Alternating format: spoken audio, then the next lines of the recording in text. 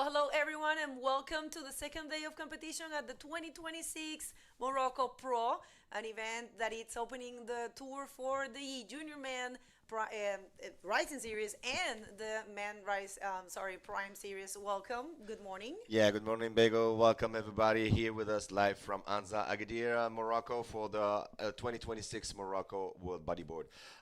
We are going to the water right now to see the conditions and follow the next heat of the first heat of this day, That's right. actually. Yeah, we're gonna pick up whatever is left from yesterday. Remember, yesterday we had to stop the competition due to conditions, and we are going to see the heat number three of round number two. And remember, this is a full elimination round. So only first and second will be advancing, will be continuing in competition. And as these conditions, they are looking very clean actually. We're fixing that to show you, but they're super clean. There's still swell. It dropped, but it looks like it's gonna be a good day. Yeah, Very of good day. course it's gonna be a good day because the swell dropped a little bit. No wind, and the conditions are perfect to see. We want to see magical tricks today. We want the riders to amaze us today. So uh, today we have some sun. We have some sun coming up, but we also have some fog maybe. I hope it's not gonna interrupt our competition like it did like on last Sunday on the junior series. But we wish luck to the competitors, and it starts now with the in red Luca Zaninotto from France, yellow Boufushk Ilyas from Morocco, in blue Mouad Kamal from Morocco also, and in white Erin Clark, pardon, from France. Yeah, that's right. We were talking with Irwin Cleric Yeah. yesterday, and he was telling me how hard his heat was and how lucky and happy he was to advance. It's normal. Yesterday we had a day that it's definitely going to be remembered by many because it was strong to paddle out there. But this is bodyboarding. This is part of the competition. The riders they prepare for this. So yeah, we have been told by the technical commission that we'll be assessing the situation with the fog because yes, there is a fog here sometimes, and if it actually blocks the sight of the judges, we will have to resume the competition until it fades away. So that's a possibility. But for now, there's visibility, and we will carry on. So the plans, if the fog allowed us, is to actually run this round number two in full, and then try to start the non-elimination round. So we have the first wave of the day. Lucas Saninotto in a bomb, going for the big roll and completing it. Oh, is he coming out of that phone? I don't think so, Bego. Oh, that was he's there. No, no, no. No, that was actually super risky. What do you think? Yeah, it was super hard. The section where he stopped in the lip, it was super hard to land on this wave. But this is a bodyboard, and you have to assume this. This is the yellow in his first wave. Ilyas Boufushk trying to catch some speed on this wave, still on the wave, and wipe out. Uh, Unfortunately, he could not reach the lip to have his maneuver. So this is his first wave. I mean, the riders are still got time. They have a 25 minutes heat, so it's only 3 minutes passed away. So they still got time. The first wave of the red, he gets 1.5 for his big roll. Unfortunately, he could not finish his landing perfectly, and we're still waiting for. Okay, so he has 1 point for his first wave. Ilyas Boufushk in yellow. He didn't do any maneuver. So here's the blue starting Muad Kamal. Superb right. Wow. Superb air rollo. Wow. Is he coming out? Mm. Maybe yes, maybe no. No, Muad Kamal. If we can see the replay of this last wave of Muad Kamal, he was superb. Air Rolo projected very well, as you can see in the replay, Bego. See that? Oh my, that was actually very good. The execution, everything was there. It's just that the landing, the landing, it was difficult. But yeah, it's been happening to all of the riders. And like we were saying yesterday, how difficult it is to start the day, to kick off the day. You don't know what's going on in there. You have no references. And for sure, you have to maybe adapt ongoing, since as you're surfing, as you're seeing how the ocean is behaving and what you can do and what you cannot, you have to maybe just redesign your strategy right there. Probably yeah, I'm pretty sure all these riders got here super early this morning to try to see how the conditions were. But it's never the same, It doesn't matter how much you watch from the outside. Look at this. It's a smaller wave, but probably it's better to perform a maneuver. And yes, it is a complete move for Ilias. And he keeps going. And maybe, I was thinking it's a good call to take one of those completed second roll there for him. So, yeah, as you can see, it was more effective to take one of these waves. Yeah, of course. As we can see in the first section, he hit the lip, start in with a big roll completed, and start with another one to finish his wave. I mean, when you get like intermediate waves like this, I mean, it's good because you still got points on it. Like we saw yesterday for the Moroccan rider also, he did the same strategy and passed to the next round, to the next heat. So maybe it's a good strategy. So we're still waiting for the judges' score to drop. The last wave of Moad Kamal in blue, he's got 1.40. We're still waiting for the score of the last wave of Ilyas Bufushk. All right, so wave here for Luca. Let's see, Luca also opting for a smaller one, but either way, it was a bomb. And I think he probably learned the lesson and said, I'm not going to hit that section there. And I think today we were actually having this conversation, and maybe you mentioned that in the call.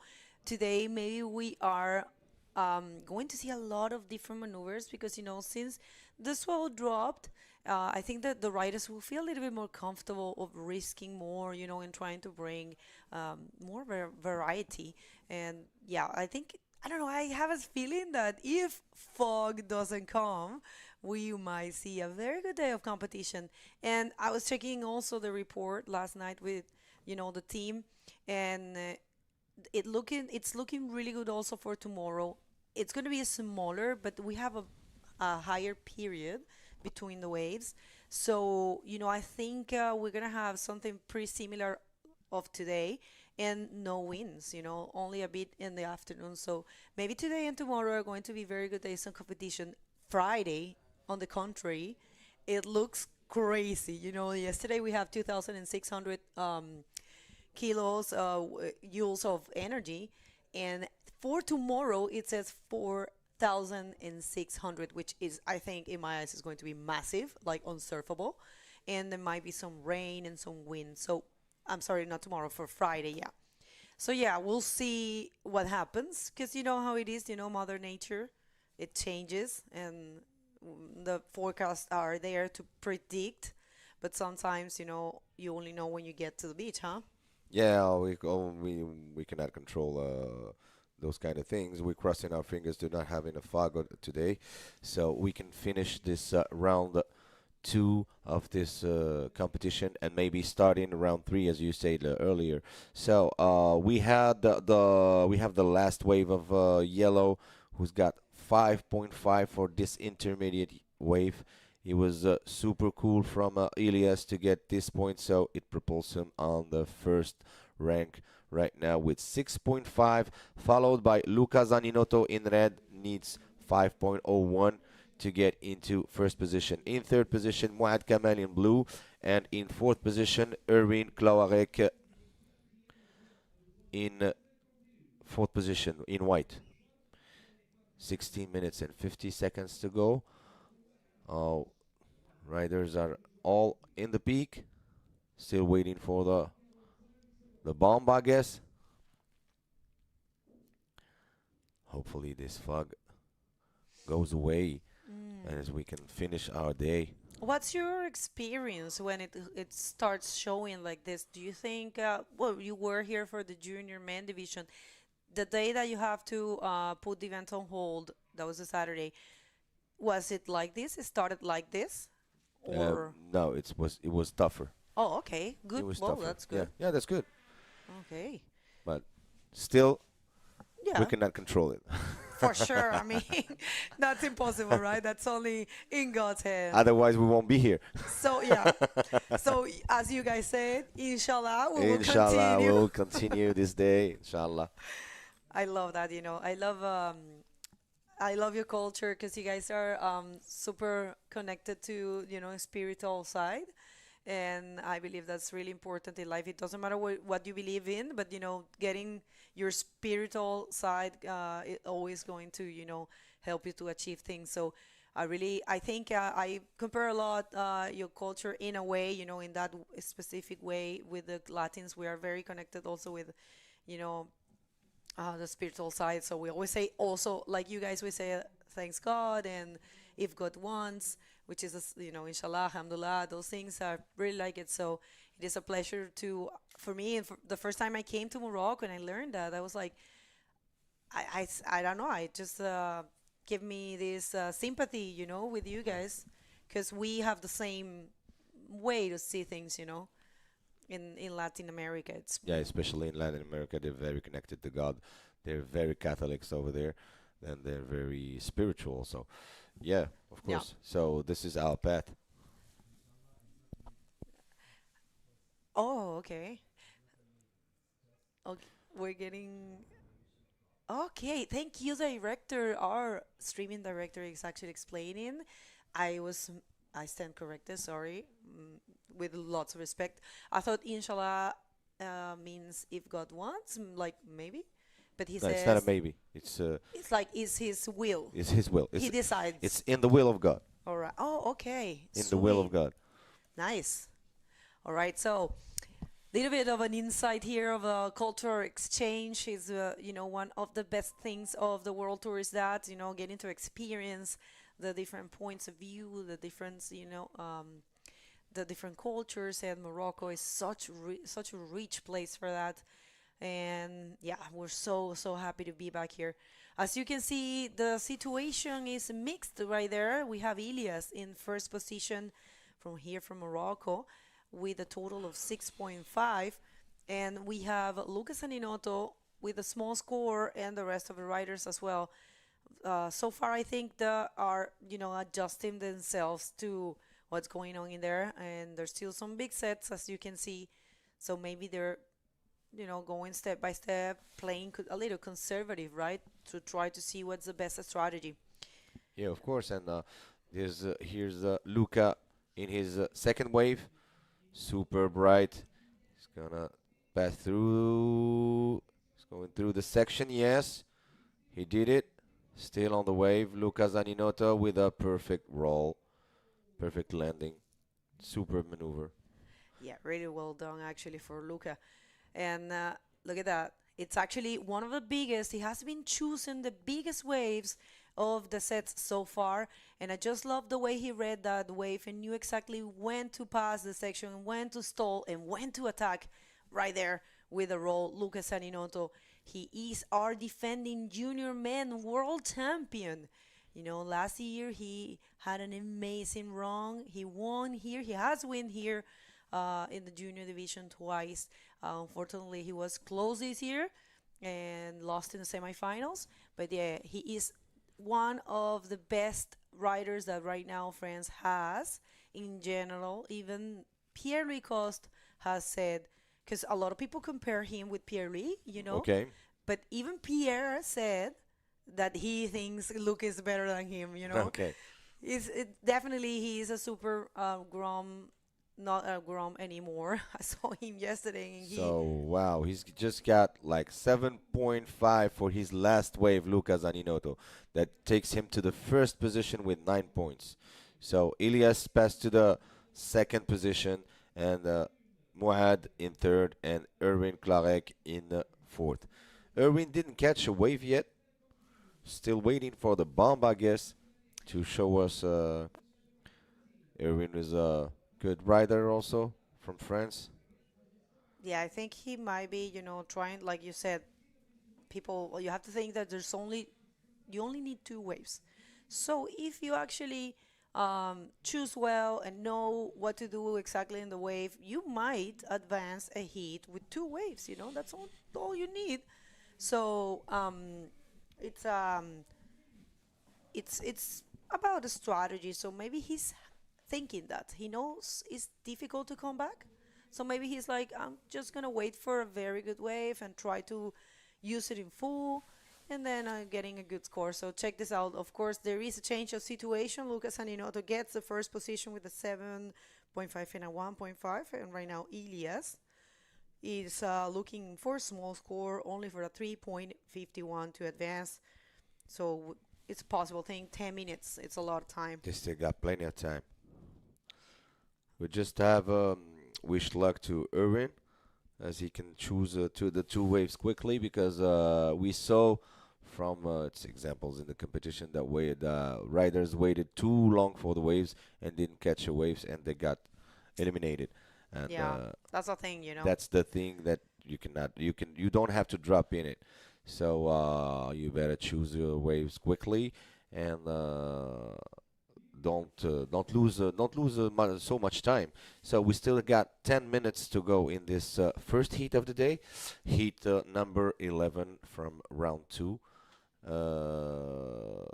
As you can see, Bego, the waves, the swell dropped a little bit down, and still got super waves like the last one we saw from Luca Zaninotto.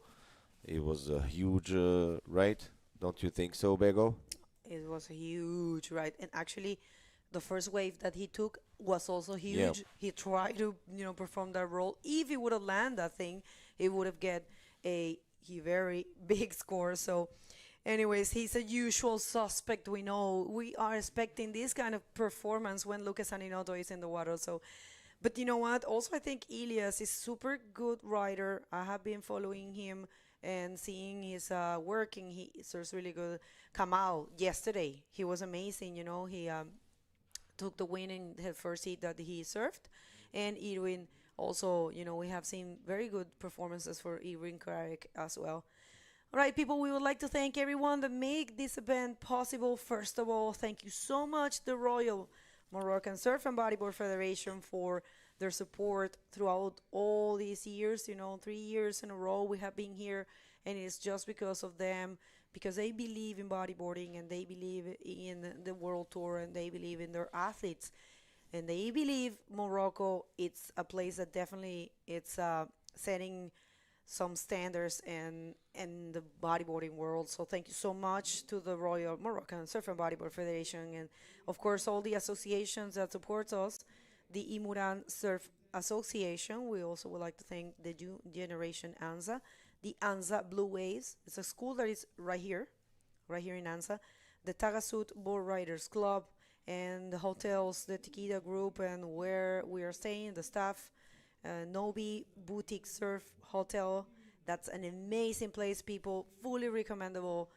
You have no idea how the gym, it's like one of the best that I've seen in my life. And thank you so much, Pride Bodyboards. So good to count with a bodyboarding brand. Pride Bodyboards. It's a main brand here in Europe and leading brand in the world. So it is a pleasure to see that they are supporting this event. So thank you so much. Also, Rip Curled. Rip Curl, it does an amazing job here. You know that supports a lot of bodyboarders. Sukaina, Badreddin, I think it's Ziki as well. Yusuf, many riders. It's are sponsored by Rip Curl. So thank you for that. And Red Bull and the Regional Council of Souss Massa. Who else? Yeah, we also want to thank all the TV press channels. La Map, Arryadia, Al Oula. Oh, yes, here's another wave from Superb Airolo from the red. I don't think he's going to finish the wave, yes. But a super performance from the red Luca Zaninotto for his third wave. as we can see in the replay. All right, so Lucas Aninotto attacking that first section, not wasting time and bailing out, which is a very good idea. He's not going too far away from the peak. And with that, he's going to solidify his first position because that's the backup score he was needing. And he gets a 4.5, and now he is a way more comfortable. We're going to get you the results. I mean, right now, Elias is looking for a 6.51, which is a big number for what we have seen, right? And Kamal, also Irving Clarek, both of them are in a situation of a combo, which means whatever they have right now, it's not work. I mean, doesn't work for them. So yeah, they have to take two waves in order to have a possibility of being in one of those qualification spots. So carry on with the.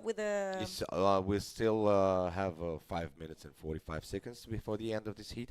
Bufushk Ilyas is in second position. We want to thank, as I said, the TV channels that makes this can help us to make this kind of events possible. La MAP, Arryadia, Oula, deuxième, la RTDR, Visite Rurale Morocco, authorities, Ministry of Education and Sport, the city of Agadir, the region of Souss Massa, and the Wilaya of Souss Massa.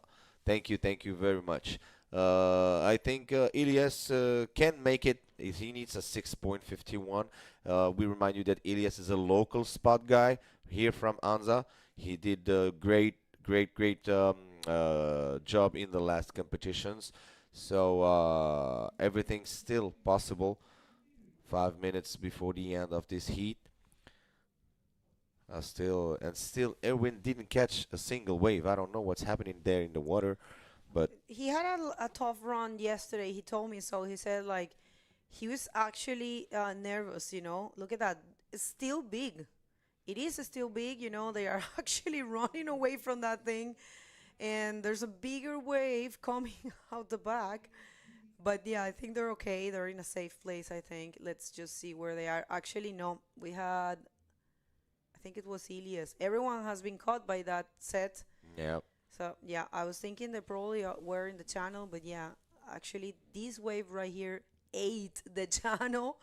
So, yeah, there's still some bombs, I have to tell you. And yeah, just judging by this and seeing the conditions and the forecast for Friday, maybe if that's the case on Friday, maybe we're not going to be able to run anything. So I think it's going to be today and tomorrow, full days of action, and probably we will continue on Saturday. We'll see how that goes. Check this out. They're trying to take off on those ways. You see how, because the Anza here, you have lefts and rights, but see how far away from the actual right peak they are right now, huh? Or maybe it's the amplified version. Look at the red sketching this big wave. Ooh. Still on the wave, the red. Lucas Aninotto, he's catching good speed. Wow, superb air roller for Lucas Aninotto. He's going to make it. Yes or no? I don't think he's going to make it. No. Lucas Aninotto that have 7.5 and 4.5, as you can see in replay, Bego. Yeah, it was a huge wave, and I was thinking how good is, for him. He has been training so much for this moment, and, coming from beach breaks, strong ones, he has no fear at all. And this is what it takes, to be a world champion as he is in the junior men division, last year. For things like this, that's why he got the title. But check at that set. This was the biggest set that we have seen this morning. And Luca, he has been taking the biggest waves and going for maneuvers, fearless, not even thinking, no second thoughts, he No, has been at all. crazy. He's just going. When he sees a wave, he's just paddling and take it. And that's what it takes, as you say, to get the world champion title. You have to be like that, and you have to do your maneuvers and to assure your maneuvers 100% to get into first position worldwide. So now maybe we'll have a departure from the nobody. But Erwin, we wish you luck, Erwin, if you can.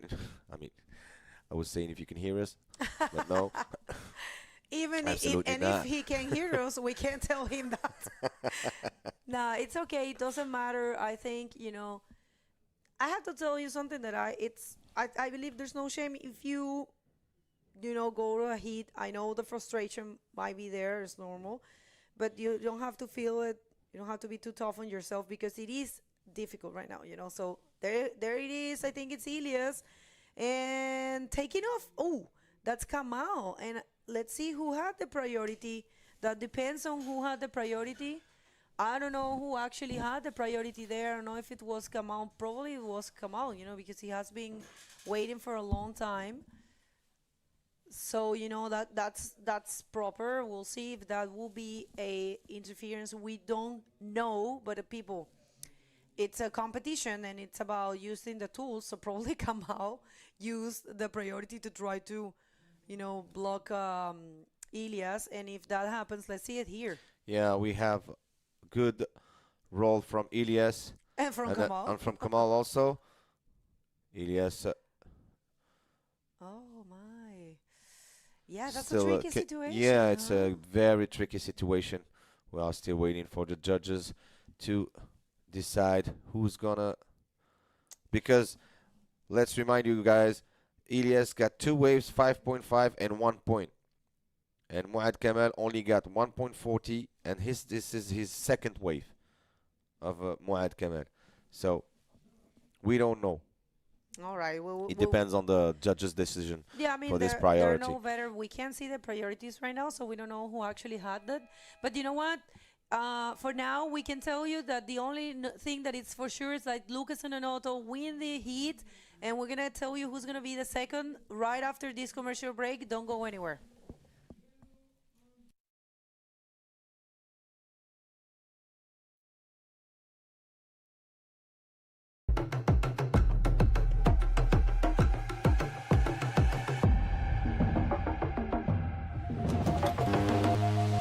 One to everyone.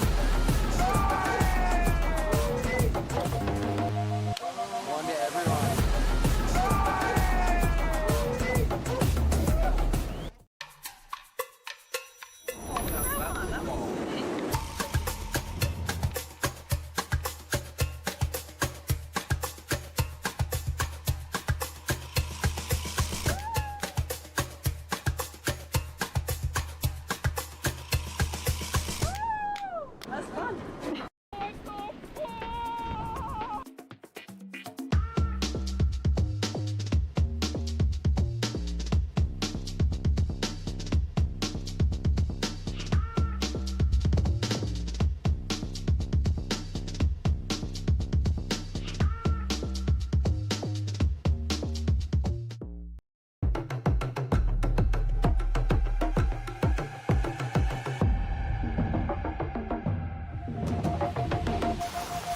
Yeah, everyone.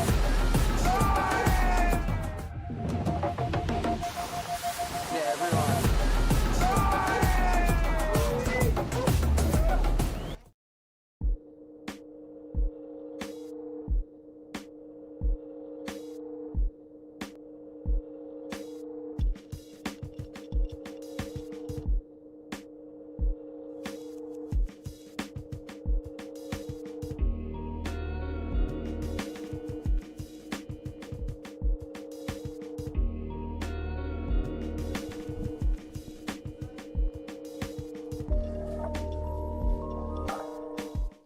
Hi, welcome everybody. Welcome here live from Anza, Agadir for the Morocco World Bodyboard IBC 2026. So we are going right now with Paul, who joined us for the commentator of this second heat. So we dropped through the water to see the next heat. Hi, Paul. How's it going? Hey, it's great to be back again today, guys. For our second day, we are already well into our round two heat 4, if I'm not mistaken. And we have in the water in red Tahiri Tehei from Tahiti. We have Zomin Manterolo from in yellow from France, Luciano Campos from Peru, and Benson Benaisa in white from here, Morocco local. So let's see how I was just outside, Aziz, and wow, it's taking a while for the riders to get out, and once you're out, you have to recover. But it is quite a bit of paddling, current, and some sets. You never know. You never know. When we were just leaving the boutique hotel, fantastic accommodation, everyone here. The swell was supposedly dropping a little bit, and wow, we get down here and it's pumping. So it's just, a matter of getting eyes on the waves every day. You never know what's going to be in store. Just like at your local break, sometimes some of you out there for sure thinking, oh, this morning's going to be smaller than yesterday, the swell, but look at what's going on. Yeah, of course, Paul. And we'll still have having a little bit of fog. As you can see, the sun is coming. Hopefully takes away the fog from the sea, as we can continue this round 2 of the competition. We are still waiting for the scores from the last heat to drop. Well, one thing is sure is that Luca Zaninotto made it in first place, so we are still waiting for the scores from to see who's going to pass in the second place. Is it Ilyas Boufouchk or Mouad Kamel? We still don't know. So go back to the water and watch this superb event.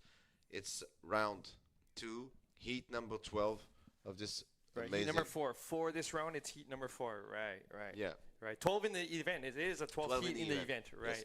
And in this round, it is number 4. So, Aziz, I actually saw, is it Lucas's Rollo outside on that set sizable wave, and for a moment, I thought he might come out of the whitewater, but it's just too powerful. Where he hit that section, guys, I don't know how it looks on the screen in comparison to the waves, the takeoff peak where you see in front on the screen now, and way down to the left. I just took a walk down there just before coming to the booth just now, and it actually, as you mentioned yesterday, there's Jeffries, Jamaica. There are a couple more waves down to the left of the coast, and these kind of connect with Anza Placa,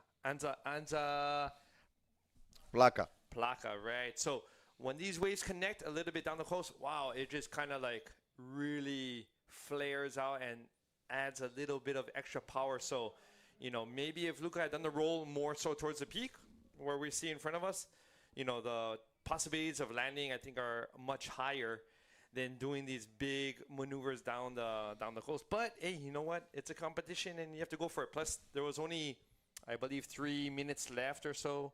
So it's a good decision to take that ride all the way down and to try your best on that one. And this is the competition. You have to deal with waves, and to deal with your time, and to deal with your mental. This is the competition. This is the world. I mean, it's a world tour.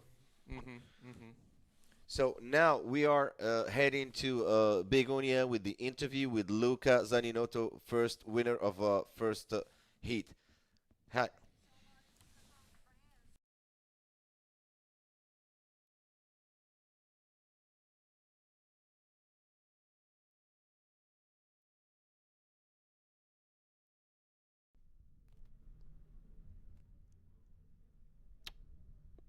الاون ديال الميكرو ديال اللايف deception in the Pro Junior. سي بون I lose in the semi-final. I'm very, very sad, but it's the competition. Like, I'm so happy to win my first hit of the day on this competition, Man Prime Series. I take the most bigger wave in this hit because I see yesterday the best score is the most big wave and the most big whirl. Okay. I don't have a nice whirl in the big wave, but I have a nice sensation, and yeah, it's so cool. Well, that was amazing. You want to say something to someone at this point? Oula. Non, ouais, je suis du coup très content. Je me suis fait un peu mal là sur mes deux gros wipeouts. J'ai bien touché le fond. Le dos il s'est fait. Ça s'est bien tordu, mais ça va, tout va bien. Et puis on va essayer je vais essayer de faire de mon mieux pour la prochaine série au main event. Félicitations and best of luck for the rest of the competition. Back to you guys. Oh, thank you, Bego. Nice performance from Luca Zaninotto. Now we are here back to the watch this heat. What do you think about it, Paul? No, it's very interesting. We have the juniors Rising Series champion out there, Luciano Campos in blue, guys. So everyone, if you're looking for the champion out there, he's in blue. But we actually have red up from Tahiri. I'm not sure if he scooped out and changed his mind on that wave, or if he's still on it. As you can see, we have wave in front of wave in front of wave. So it does seem, I think he changed his mind, scooped back out to get back to the peak. But we have the Rising Series junior champion from this past weekend, Luciano Campos from Peru, but currently living in Asturias.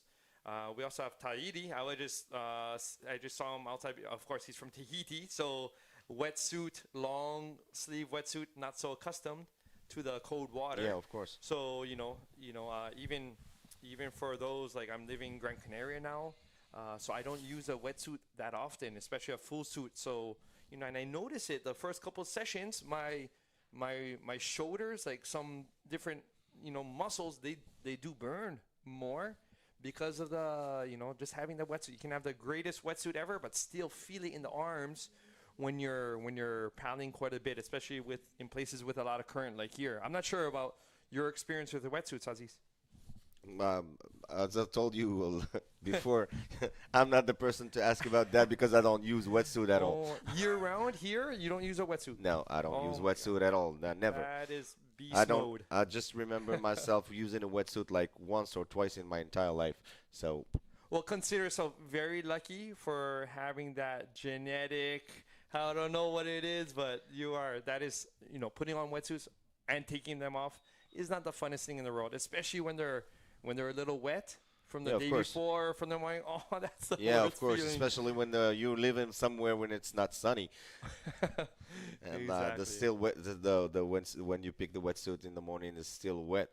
Yeah, I've seen my friends having bad feelings about that, but I was just watching them. I could not feel the same thing. Yeah. So what do you shorts? Short and jersey. Shorts and jersey year That's it. round. Oh my gosh. At least a top, but still. Yeah. Wow. That is. That's huge. When you travel and you surf, that's a huge benefit because, good waves. It does. There are colder places than here. That's for sure. But the majority, I think, of the waves, many spots, especially during certain seasons, are this temperature or warmer. Yeah, of So course. that's a huge plus. Especially traveling in your Your board luggage, bag, in your yes. luggage, not needing a wetsuit. That's huge. So it does seem we don't have white out there. Ben said, I don't see. Yeah, I don't see the white. Vincent Ben Issa on. Oh, there he is on the inside. Oh, his Or it could be the next heat. No, it is the no, next heat because it's the next heat because they have 15 minutes paddling, I guess. right, and they need it. They need it. They need it, right? As we saw in the last heat, I believe it was the jersey in white from France. He attempted twice to get out, and the current was ripping. I spoke to him, and he told me, in his opinion, the current is even more exhausting than yesterday's conditions. So, it is quite clean though. Here we have red. Yeah, we have red in his first wave. Superb air rollo. Wow, nice maneuver executed from the red Tahiri Tehe from France. Here we have the replay, him taking the bottom turn, and what's nice is when he hit it, he opened up the legs, to get more stability when landing. But that also adds how would you say That's all for the show, that's for sure. for sure. Because But it's also to make sure yeah, of course, it helps you. It helps you for the landing, that's for sure. I like the flare. I like that flare too as well. And it helps. You're right about that. It helps for the stability to get a good landing, but it's also part of the show. Here we have the yellow in his first wave. Chomin Monterola goes for a roll. Is he coming out? No, I don't think so. It was a wipeout. Right. So when he hit that one's a little different. The lip through a little quicker here. We can see the replay on this one. The difference is that he came up at the lip was already pitching, so therefore he didn't get so much disconnection as maybe in comparison to Tahiti. just Yeah. a minute ago. Yeah. And as we were saying about the landing when you spread the legs, it helps you land, and of course it adds spices for the show. And in surf competition, you have to make the show because you have to impress the judges, and that's what gives you or not more points for your maneuvers. That's and it was a very good roll from Tahiri Tehe. And it's showing control, exactly what the judges are looking for, right? Control, landing smoothly out in the flats, if possible, more And, so, you and know. also the projection. Right. So that was a. This is why he was rewarded with the 5.25. We'll have to, and of course, Chomin, he wasn't able to land that Rolo with a 1.5. So, still, anyone's game. You know, we do have 13 minutes left. The crucial part is how far do you want to take your wave? Because you can, you know, on those ones that are closing out, but on other ones that kind of rope down the line, you can take these things for, I'm not sure how many meters you're looking at. Oh, here's the 100 red ball. Still, it is the second wave. And superb air Rolo. He's going to make it. Nope. I don't think he's going to make it. I know. He didn't make it because we saw the board going upside down. Right, and that I feel like that section was not as nice and crispy as his first wave with the roll. So even if he completed it, I don't think he would have gotten as many points. We don't know. We don't know. I mean, it's just we are just here talking. We don't have the availability to put the scores. I mean, hopefully not. But you know what? I think it could have been a blessing in disguise because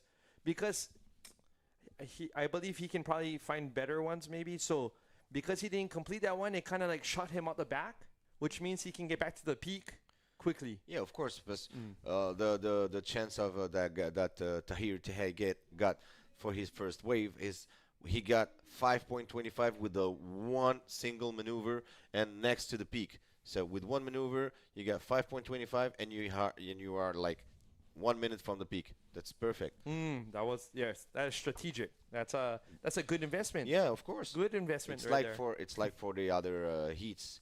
Before there were some riders who's got like 7.5 next to the peak with one only single maneuver. So this is the perfect thing to have in a competition, in a bodyboard competition, or maybe also surf competition. Right.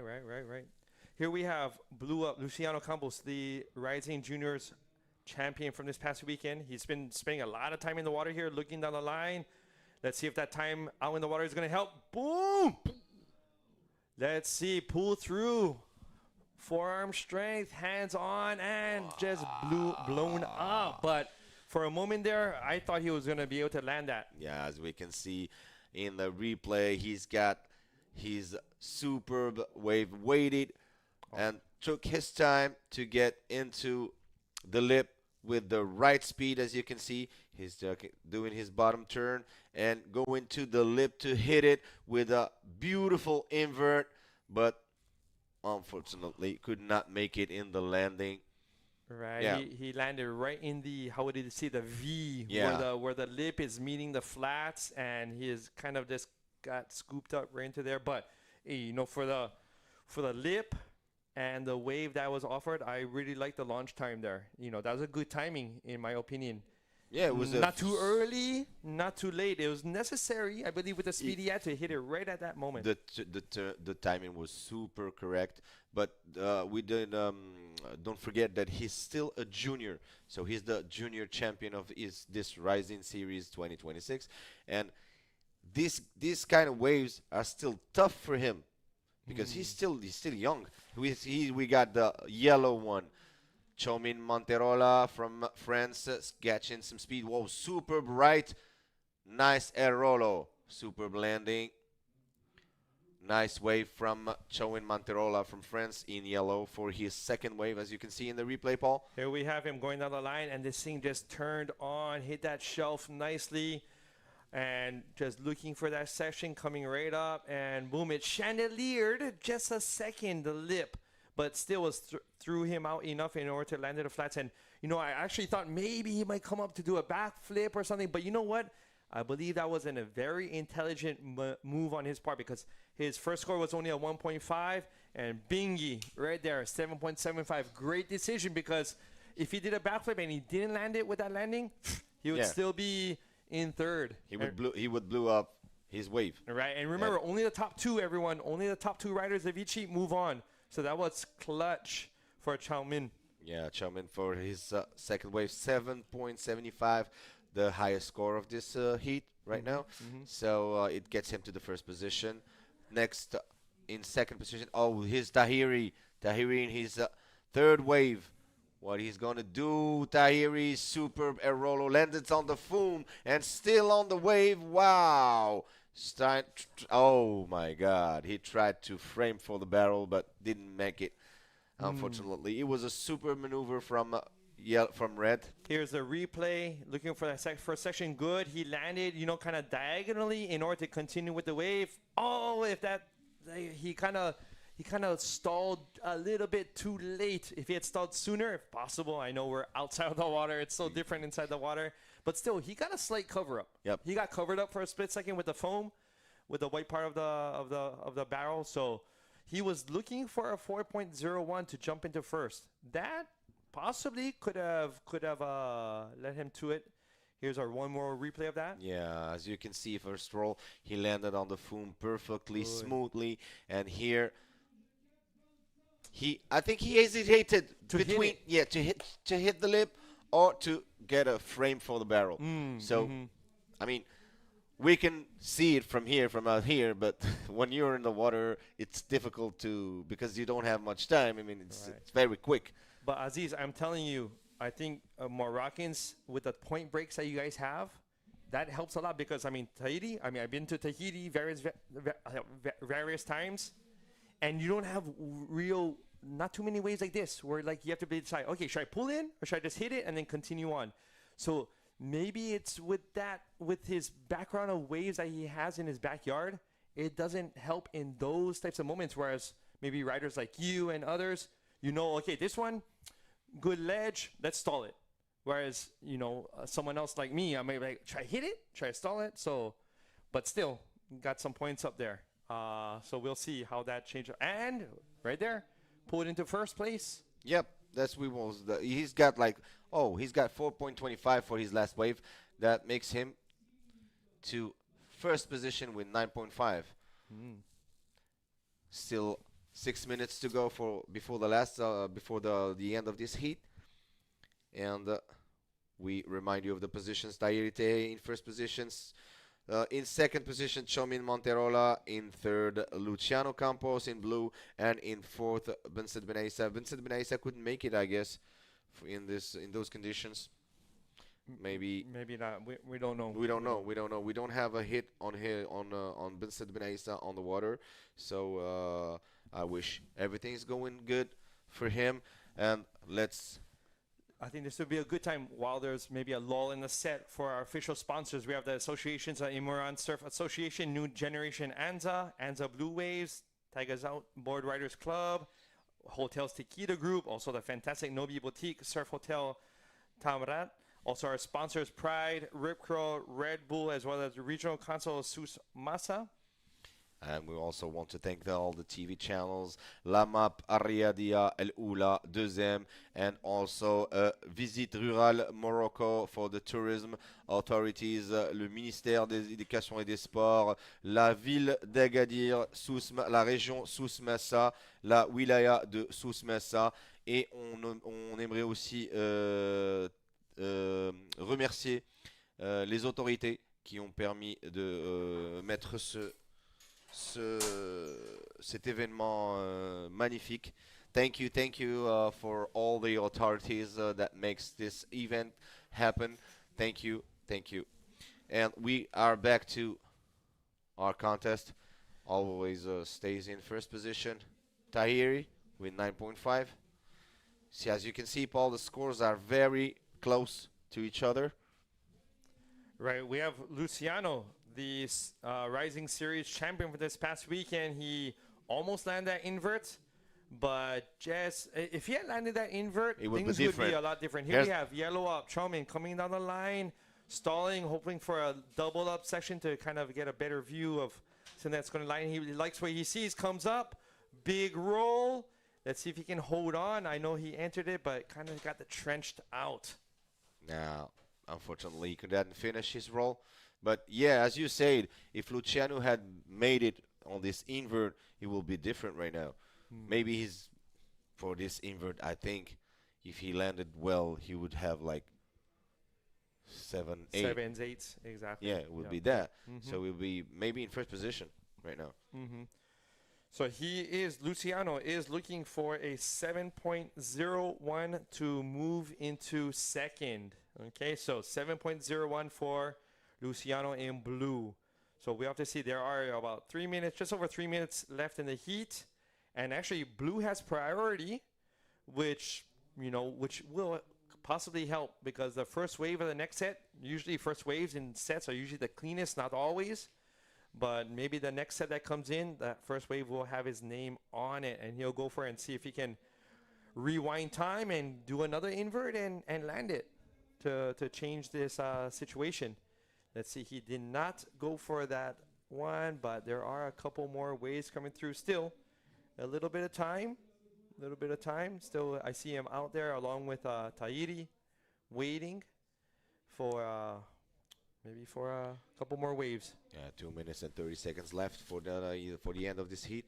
Oh, so the white is in. This is Ben Saad Ben Aissa.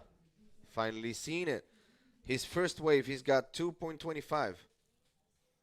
All right, so it seems like he's attacking those lefts on the inside, trying to find some points here and there. Yeah, where but he can. I don't think it's gonna.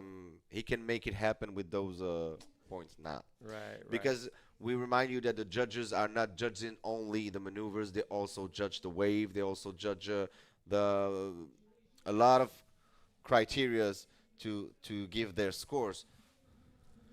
Here's maybe an in-betweener coming through. Some of these in-betweeners actually setting it quite nice. Oh, here's the last wave of white. Sorry, Ben Saad Ben Aissa with the cutback, reverse, still on the wave.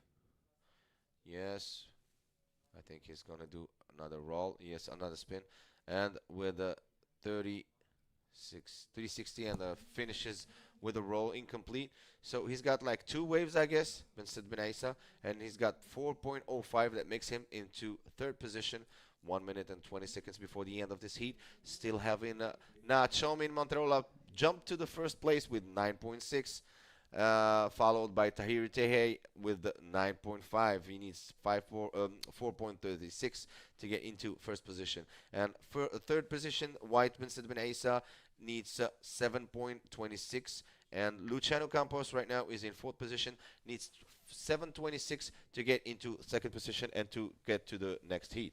All right, I see some sets coming in. Remember, Luciano in blue, Rising Series champion from this past weekend. I see some set rolling in, and he does have priority. So let's see if his experience, lots of water time these past days, let's see if that can help him to choose correctly.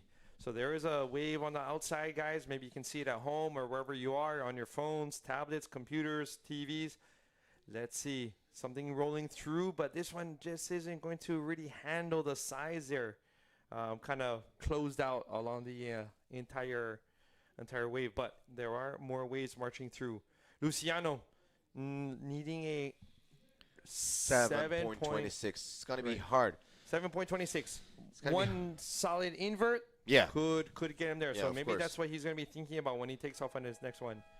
And this is the end of this heat of round 2. So the first position goes to Chomin Monterola from France, followed by Tahiri Tehe in second position. In third position, Ben Saad Ben Aissa, and in fourth position, Luciano Campos. So we'll leave you with a commercial and get back to you as soon as possible. Thank you very much for watching, and stay tuned with us.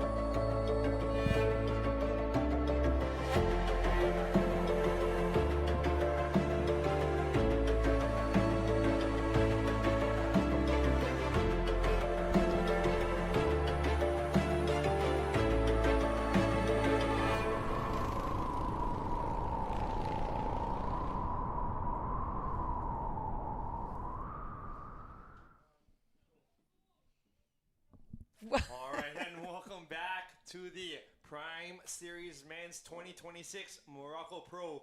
We were just speaking about how much action there is today, and wow, it just non-stop, back-to-back waves. So I think already the next heat started, so let's jump out there. Let's see who we have in the water for the next heat. That's right, Paul. Lots of great waves, and check this out. A lot of nationalities in this heat. We have Edwin Aldana from Venezuela, and we have our event wildcard. I'm sorry, the IBC wildcard, which is Ali Kushran, and he's coming from the Maldives. And we have Pierre-Louis Bosselier. He is doing, actually, yesterday he did an amazing job. He's coming from France, and Tariq Brashmi from here, from Morocco. So, yeah, stacked heat we have right here. Remember, people, in here we also have some seeded riders, and you can recognize them by the color of the rash guards. So whoever is wearing the red or the yellow are riders that have rankings, and that's why they're starting in this round. And that is the case of Ewing and Ali. Ali, since he's a wild card, he got the benefit of starting, later, which is round number 2. And it's really good because next round, round number 3, will be a non-elimination round, and that's where we're going to see our top 16. It's very likely to happen today. We will try to carry on as much as possible. And Paul, a very good thing is that we were seeing a fog when we got here, and we were kind of, worried that that fog will affect the vision, but no, the visibility. But no, it's gone for good. We don't have it, and sun's coming out. I just wish that the wind not showing too strong right now. It's okay, but yeah, we'll see how that unfolds. Of course, the technical team is assessing every condition, every minute, at all times. They're checking and they're thinking what's the best. But yeah, we'll see how this one unfolds. So far, no waves have been ridden, and yeah. All right, so we are on a continent. So the first days waking up to fog, I was just like, what fog, right? I've been, my whole life, Hawaii, Gran Canaria, island style, no fog, or fog in the middle of the island. So having this this other factor with fog and whatnot. I'm not sure in Chile, fog in the mornings, once in a while. I'm not sure. So not like this. I'm trying to think, but I don't really recall a time that we had to stop a competition due to the fog. Where it happens really strong? In Sintra. Sintra has had many episodes, and actually I remember, and I think it was twice that they have to call off the event. All right, so we have a taker there. It looks like it's Pierre-Louis. Yeah, it's just a quick in and out. And yeah, I remember, I will check my notes, but I think it was back in 2018 they have to resume the competition right at the very end, and they have to split the points. They didn't have a winner. So yeah, wow. they split the points, I think, in the prize money. So yeah, I think it even happened twice. Therefore, finals day in Sintra. Fog is a thing there. It's really, really strong. Right, and definitely a thing here as well. This morning, though, gladly I saw the sun rising up right from behind us, and I was like hoping it would be enough to burn off the fog, and luckily that happened. You were completely right. Yeah, that's actually what happened. All right, so yeah, but we're looking forward to a very good day. We have a little bit of, I would say, less waves. Swell dropped a bit, and it's looking probably a bit cleaner, and more manageable, I will say. I think these riders will have more chances of performing different maneuvers, and they will feel a little bit more comfortable. Of course, there's still some big sets. I mean, the first heat of the day, which was the Lucas Aninotto's heat number 2, it was massive, and definitely, he was all the guys were doing the best. And as you can see, just check how these riders are being dragged. We still have some strong currents. Here we have Edwin in red up, looking down the line. Let's see if something can. Oh, nice spin right back to the pocket to get some, to stall at the top, get some speed coming down the line. Let's see if he can hit that, and rolls. Nice. I really thought his hand slipped for a moment and he came out of that one. So nice combination with the spin, back to pocket, get speed up, finish with the roll off that closeout. Let's just see it one more time in this replay. Actually, good reading, good timing. He knew exactly which maneuver to perform. And yeah, we are not watching the full replay, but he um, did a great roll. And Paul was actually thinking he was not going to land, and he just came perfectly landed that one. So yeah, good start of the heat for Edwin Aldana. You know, a curious fact is that he is traveling with the Brazilian group. Oh, one more look here. Yeah, thank you, director. This is actually the full wave. As you can see, he used that spin to pass that section and just to put some maneuvers on that and hit it right there on a very tricky section, but managed perfectly to land that maneuver. Here we have blue up. Pierre Louis, whoa, nice roll there. Let's see if if it's going to connect to a next section. But hey, you got the roll in. I believe it might have been a land. I believe it's, yeah, that's the, yeah. So that was a blue. So let's see. I'm not sure if that's updated, but we do have some scores up. We have Pierre Louis Bossier at 8.5 as of right now. We have in second red Edwin Aldana with a 7 with that combo. We have yellow Ali with still no points on the board, and we have Brahimi Tariq white, no points yet.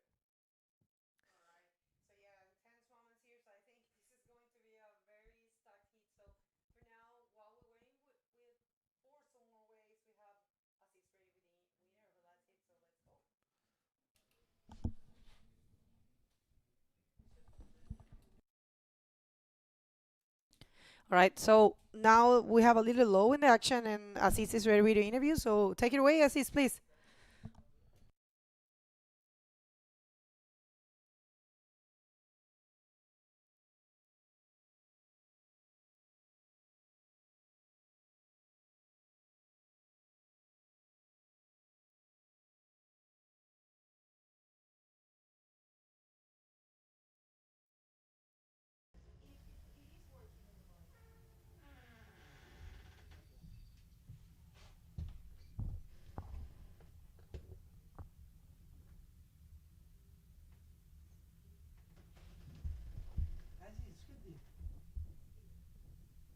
So, Chomin, can you tell us about that superb heat of yours? How did you manage to get it? Yeah, I'm really happy to pass this difficult heat. I'm always a little bit stressed for the first heat. Yesterday I didn't pass for the conditions. So I passed this morning, early this morning. The conditions were big, a little bit tough with the current and massive sections, but just happy. Okay, and how did you manage to get that superb wave of yours to get into first position, Choming? Yeah, I only catched one proper wave, so I try to concentrate maximum on myself, on my surfing, because we don't hear nothing in the water, we don't see nothing. We didn't know if the hit was started or not during like 5, 6, 7 minutes. So I just try to concentrate on myself, keep control from the beginning till the end, and I catch one good wave, so I'm happy. Okay, thank you, Chomin. Very, very good performance. And if you want to thank somebody, please go ahead. The mic is yours. Mire esker jainitz Euskal Herritik segitzen dauten guztiei, familiari, aita, ama, Ione, Kati, Nainoa, eta noski Klajari, musu handi bat deneri eta laguneri, eta segituko dugu. Thank you, Chomin. Good luck for your next heat. And back to you guys in the booth. Thank you. All right, thank you so much, and congratulations to Chomin Manterola, doing a great job there. All right, so in the water situation, we still have Pierre-Louis Boisselier, and first with a total of 8.5, and then we have Edwin Aldana. He got a 7 for that first wave.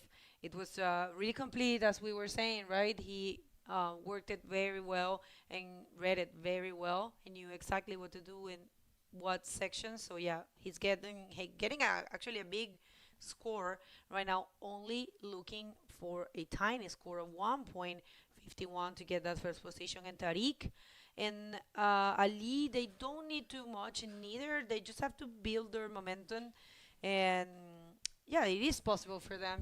We still have 14 minutes in the clock. So we'll see. We'll see how this one unfolds. So far, so good for the second day of competition.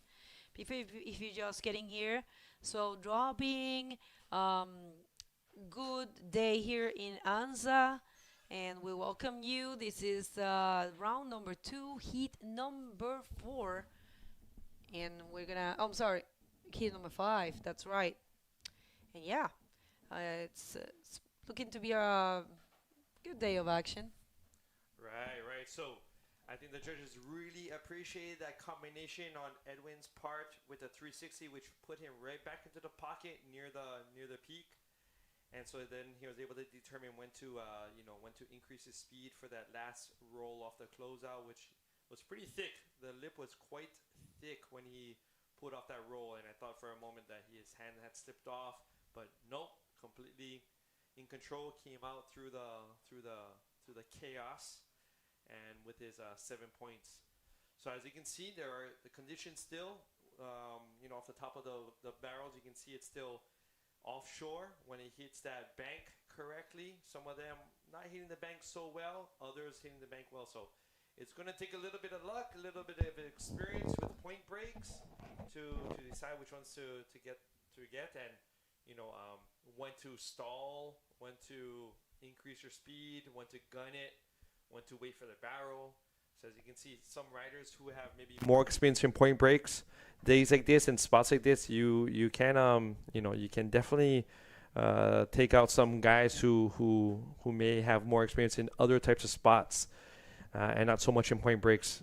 In myself included, point breaks not really happening in many island spots. It seems like in Hawaii, in Gran Canaria, point breaks that are good for bodyboarding, I really can't think of any.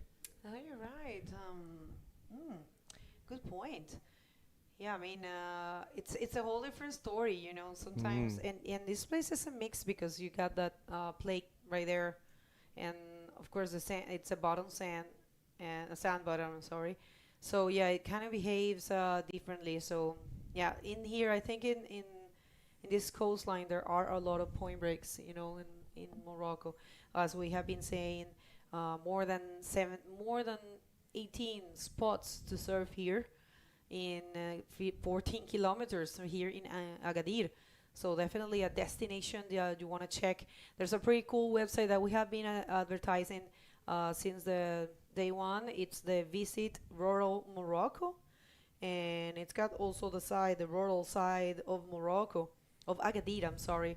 And Morocco, full of culture, full of a lot of things to do here, not only to come and surf. And it's good because some people travel with their family, with their girlfriend or boyfriend that do not surf, or parents as well. So I think it's a super destination for vacation, like family vacation and all. There's things to do for everyone.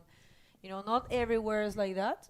Some places are definitely, some places that we go are definitely just for surfing or bodyboarding. So yeah, this is one that you really want to check out with as many friends and family and people as possible, right? So we have look at that. It looks like it's our jet ski. Maybe not. Maybe it's a person that is just having fun, but probably it is the lifeguard with the jet ski. Just remember, people, it is not allowed to help the riders come back to the point. Jet skis are there for safety in case they need to rescue someone, and rescues depend on many factors. If you have someone, for example, above the rocks, there's so much a jet ski can do, because it can't really, roll in the rocks. So yeah, those are local fishermen's, and yeah.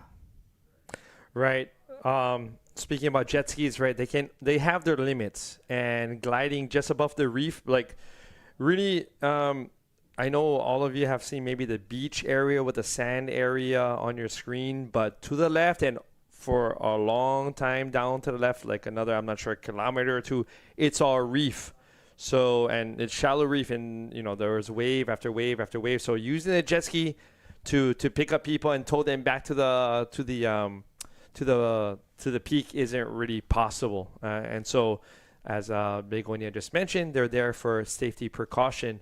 But these riders, top riders in the world, hopefully we won't be needing their assistance during this contest.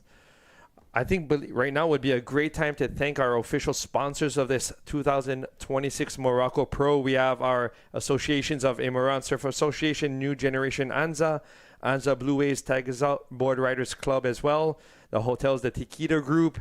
And thank you, a big shout out to Nobi Boutique, Surf Hotel Tamrat, as well as our sponsors Pride, Rip Curl, Red Bull, Regional Council Souss, Massa. That's right, and we have the city, the Ministry of Sports. Oh, you already mentioned that. I'm sorry, and the press and TV channels. Thank you, because it's super important to have that cooperation to diffuse the event. We have a map. I'm gonna work in this pronunciations, Arryadia and Oula and Dusem, and we also have the visit Morocco.com. And thank you so much to the Ministry of Education and Sports, City of Agadir, Souss Massa Regional, and Wilaya of Souss Massa, and the region of Souss Massa, which is the region that we are right now. So yeah, thank you so much, everyone, and of course, the main, supporter and organizer, which is the Royal Moroccan Surf and Bodyboard Federation. Thank you for trusting in bodyboarding and bringing us for the third consecutive year. What a pleasure. 3 years, and we hope for many, many, many, many, many more years. What a fantastic spot. And as you were mentioning about family vacations, hospitality. Oh. Straight away from the airport, boom, hospitality, open arms, really welcoming people. Food, we can't even start. I mean, we have been eating so much. We're taking it easy. It's actually a time to kind of diminish the calorie intake because no complaints, all compliments on that side. I mean, we have I know you can't see us at this point and it's off screen, but we have a massive fruit plate, bananas, nuts, and it's just so welcoming here, and the food variety is just unreal. Family vacation. I mean, I was looking it up, using a little bit of ChatGPT to see what's going on. But, you have so many different locations to visit, which is something I really want to do while I'm here as well. Some, you were mentioning castles, camel rides. I mean, you have your water sports, you have your sandboarding. You have the marketplaces with all its, the Angor oil, there are so many, the sweets here, so many things to see, do, taste, check out, and try. That's right. All right. So in the water, a little bit of a low. We don't really know what's going on there, but it definitely has to be that probably it's a little bit more of a strong current. We haven't seen much.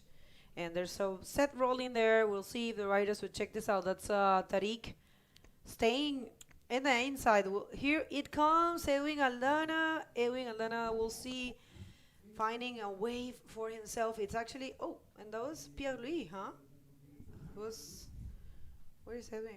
I saw Edwin taking off, but then I thought it was blue when we saw it again. But yeah, there's got to be something happening there because they haven't really taken a wave in a while. And only they know people. We have to be respectful at all times to the riders because we all might think we know, but you only know when you are out there, and they know why they're not taking off. And it's there's got to be something. There's probably some currents or something, and they're trying to choose their battles. See which wave they're gonna choose, and they're gonna drop. Probably just trying to peak better because now it's actually the conditions are changing. Maybe it's the tide, that we have we're reaching the lowest point of the tide. It's still draining. I think it will be 10:22 I read. So it's 10:14 local time, And when that happens, sometimes it messed up a little bit the wave. So I think that's the case. What do you think? Yes, I believe so. And so we actually do have a change of placing. We have Edwin now in first. He got a 2.6 on his second wave, it appears. And Pierre-Louis in second with an 8.5 combined total score. So Pierre, if he wants to move into first, he's looking for a 2.11. Very doable still, just under 4 minutes left. Tariq, as I recall, was on the inside, but he's needing a huge amount of points in order to move into second. Just to move into second, he's looking for an 8.21. And on the inside, it's a lot more difficult to be able to find point scores at that like waves with those types of opportunities. So at this point, it is a fight between Edwin and Pierre-Louis Bosselier, between first and second. So you're right. As you were mentioning, the tide change, things like this, maybe at your local spot as well, wherever you're from or on the globe, there are some spots that right as the tide changes, there is some texture all of a sudden on the surface of the water. And it appears that could be happening, even though the winds are still, coming from, I believe, maybe a northerly direction. So there are some sections of the wave still offshore. Once it hits the bank correctly, you're going to see some texture. And so the tide should be dropping out and starting to pick up within the next couple of heats. So that could clean things up once again for the next competitors. So if that happens, they're going to be counting their blessings that it's going to clean up. So just under 2.5 minutes left. We have Pierre-Louis Bosselier in with priority. So I believe he's at the peak along with Edwin. So they're probably just waiting to see if a good looking set can come in order to make the most of their last wave, and also in order to help them come in to get out of the water and not so far down the line to come in safely. So here we have, That's Tariq, I think. It's white. He stayed there in the inside. Probably he thinks it's safer and just trying to do something, but that looks kind of dry there. I wonder if the plate reaches that point. We'll see. Tariq, we were seeing that he was not advancing to the outside, and there was actually Edwin also staying there in that area. Maybe they feel safer there, and because they know there's only 1 minute and 20 seconds, they have to try to put as many points as possible, even if the wave is small and they know you're not going to get big scores with small inside waves. Either way, when the scores are this tight, you want to put some numbers under your belt, So, yeah. 1 minute to go, and so far it's Edwin Aldana, the Venezuelan, advancing in first in this heat, and the French in second. Pierre, who is not needing almost, it's not much, and he's coming in this one last-ditch effort to get back that first position. Pierre-Louis Bosselier, I think I'm saying it right. Yeah, not much there for him. He needs a 2:11 to get back that first position, but I don't know. I don't think that's going to be it. So with 28 seconds to go, it looks like everything is going to remain the same. Let's see if he can probably, because you know what? If he gets a small wave and maybe perform a roll, he's going to get what he needs to get that first position. We'll see if that's possible. But, maybe he just will chill because he's advancing. Unfortunately, our IBC wildcard Ali Kushwan from the Maldives, the well-known Kuda Aya, it's not going to be advancing, neither Tariq. So it is a sealed deal for Edwin Aldana. He's winning this heat, and Pierre-Louis Bosselier is advancing. Don't go anywhere. We will come back right after this.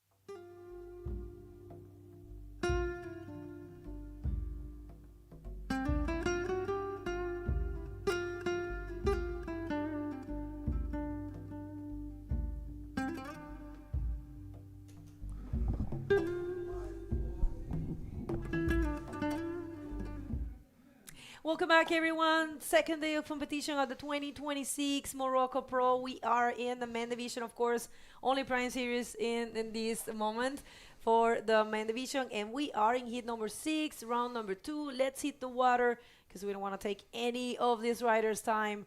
Action is warranted with a good swell. We have in the water Daniel Paniagua from the Canary Islands, representing Spain for sure. Ahmed Baloul. From here, from Morocco, Adam El Moutawakil from here, and Thibaut Berge from France. So stacked heat for sure. What do you think? Yeah, it's a good heat. So it will be so powerful. So Daniel Pinagua from Spain. Bahloul Ahmed also is a good rider from Morocco, from Ain Sebaa. Moutawakil Adam is a good rider also. He went to, I think, semifinals in the World Junior Series. Yeah. He's from Kenitra Mehdia. So he's a left-handed. Unfortunately for him, for this in this spot. So, but still, he's in this last heat. He managed to pass to round 2 with knowing that he's a left-hander. So congrats for Moutawakil Adam, who is a good rider, and Thibaut Berge from France. So as the other heats, they will be having 25 minutes to compete. That's right. And two best scores, two best wave scores. That's right. Yeah, that's the format that we have. And remember, people, round number 2, it is a full elimination round. Only first and second will continue in competition. And they have to leave everything on the field right here, Aziz, because this is there's only two spots to keep advancing in competition. And you know, in the World Tour, and I think even in the Nationals and everywhere, check this out. That's actually Adam taking one of those lefts, as you were saying. He has been riding those and advancing with those. So a roll there for Adam. And yeah, good job. I mean, even though we know they're not giving the majority of the points are to the right. But, you know, you never know what's going to happen. So you have to play your strategy. And if you're not getting big scores, it doesn't matter because you are getting scores and the rest are not. So, you know, you can win like that. Yeah, so we can see in the replay, he went with a full roll and to a second one to end this his wave. As you can see, big roll. Double roll. We didn't see the first one. Yeah, double roll in one wave. I don't know what the judges will give him. They give him 2.55. So when you have other competitor who's got nothing, you can pass. I mean, you can make it too. So yeah, I mean that's it's possible. You just have to keep going, you know, and try your best. And yeah, well, that was a good choice for him to, you know, go for his strong side. There's nothing wrong with that. Sorry, he's got 1.80. Yeah, when you mentioned wave, that, I was like thinking that's the total score. So yeah. All right, so if you want to follow everything that is happening here in this event, we have everything in the IBC World Tour website. It's all together there. You go to the IBC World Tour and it will take you, I mean, if you click on the live bar, there's a green bar underneath. And if you do that, it's going to take you to the live system. You'll see this live and you've got the live scoring system and you can check whatever happened.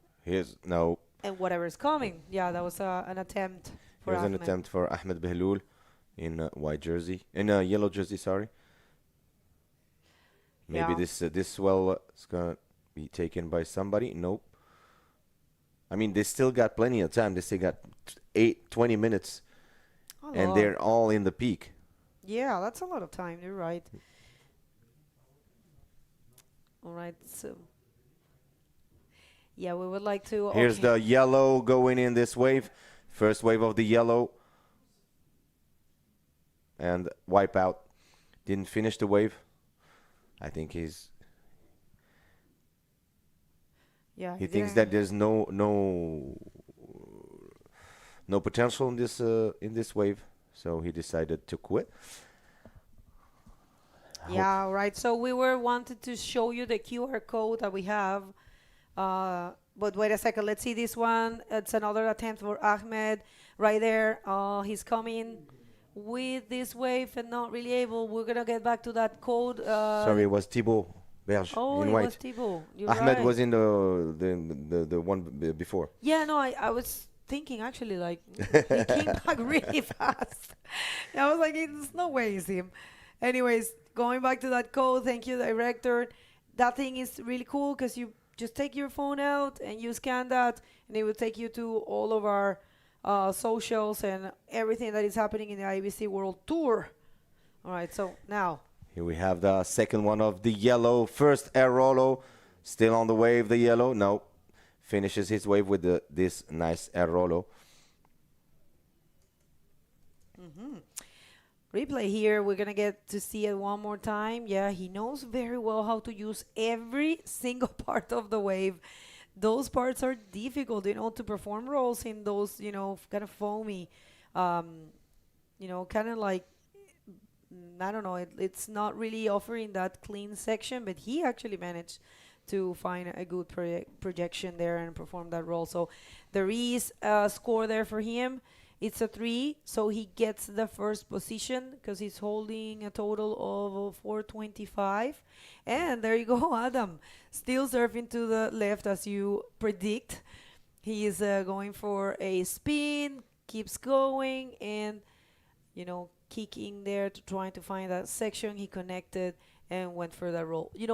Even though the maneuvers are really good, the judges know 2 things. First of all, they don't favor too much the left because they know this is more of a right point break. Second of all, he's taking the inside waves. So he's not going to get big numbers. Even the maneuvers are well performed and all that, So those things, people, are important to take into consideration to reframe your strategy. Of course, you might be able to pass some hits, to get lucky and pass some hits.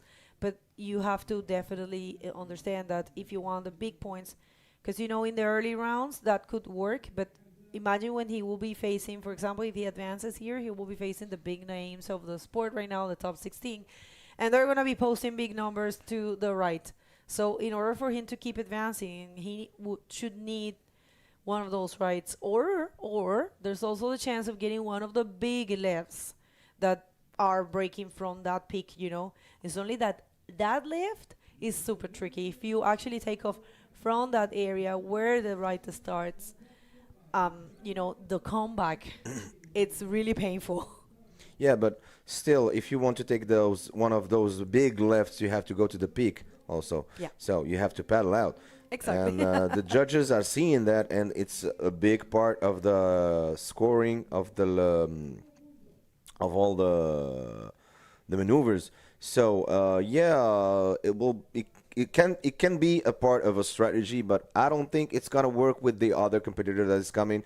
As you can see, we have a big names of world bodyboard coming on the next rounds, like Pierre-Louis, like Amaury, like Tristan Roberts, like many of big bodyboarders, world champion titled. So it's gonna be tough. So yeah, I don't think this kind of strategy is gonna pay all during the competition. No, for sure. I mean, he has to maybe regroup, restart his strategy, but it's okay for now. So situation remains the same. It's Ahmed in first and Adam in second. They are the ones that have been actually performing some maneuvers, waiting for Daniel Paniagua and Thibaut to take some valuable scores. For now, this is what we have been, having. All right, so let's see if no one's taking any wave, and let's see if it's safe. I think it's safe to send it to Paul. So take it away, Paul, please, with the interview.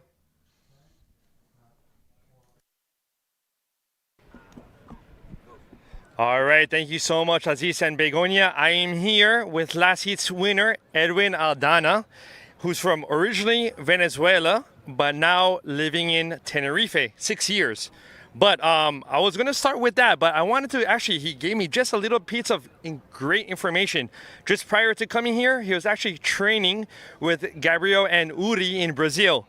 So I'm going to be, my first question is, how was it training with Gabriel and Uri 10 days before coming here? Hola, buenas. Sí, bueno, la preparación con Uri y Gabriel ha sido bastante fuerte y ahora se han visto los resultados en la última manga.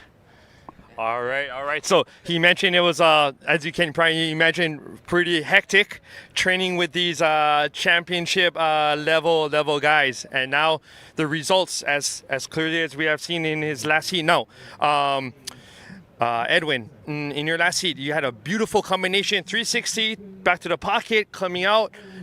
Great roll. It's a difficult roll to land, and you landed it. How did you feel once you landed the rolo? Sí, bueno, estuve muy contento al finalizar esa ola porque sabía que iba a ser una buena puntuación. Las condiciones del día de hoy, difícil, mucha corriente y hay que usar muy bien las estrategias para poder completar y asegurar una buena ola.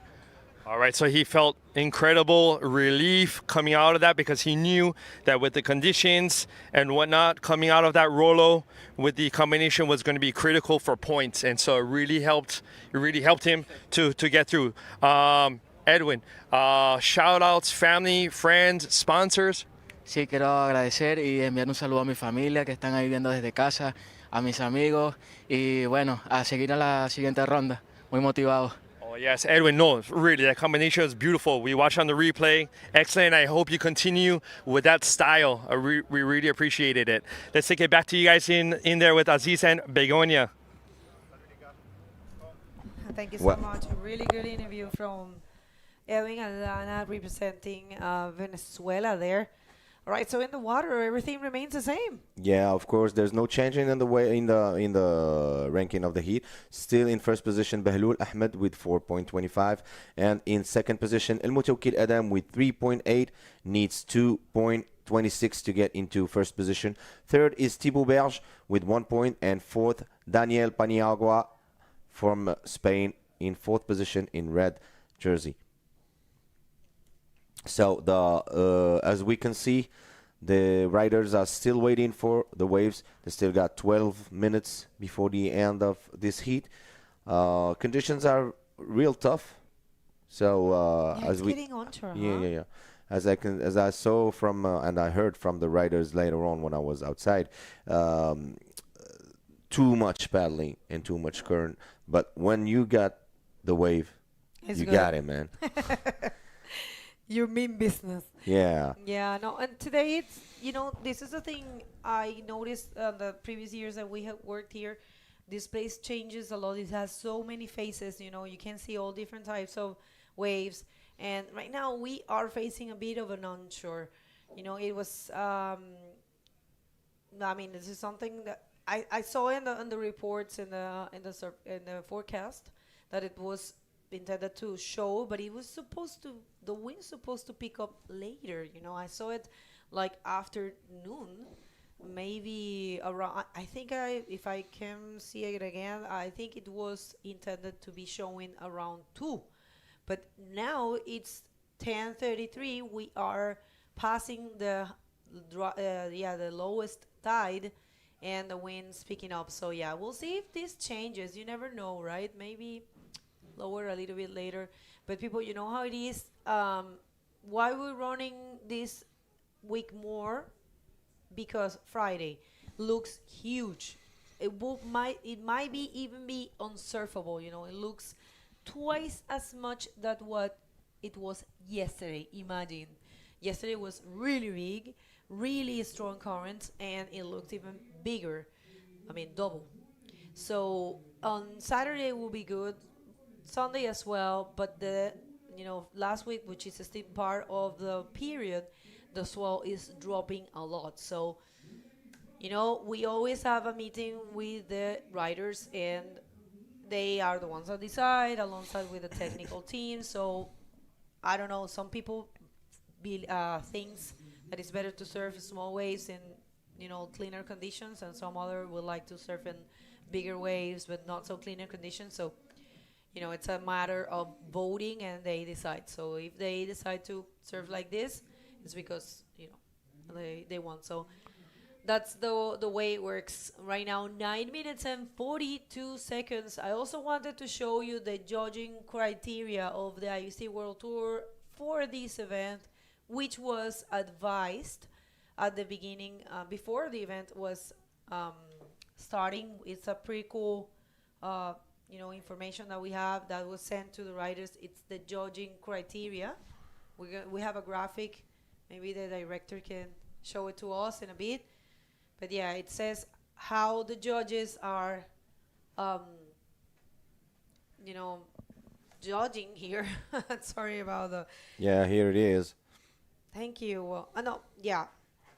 So as you see, since we are in the presence of a solid swell and good conditions are expected, of course, judges will reward clean lines, speed, and strong bottom turns that set up clean, well-projected maneuvers and rotations.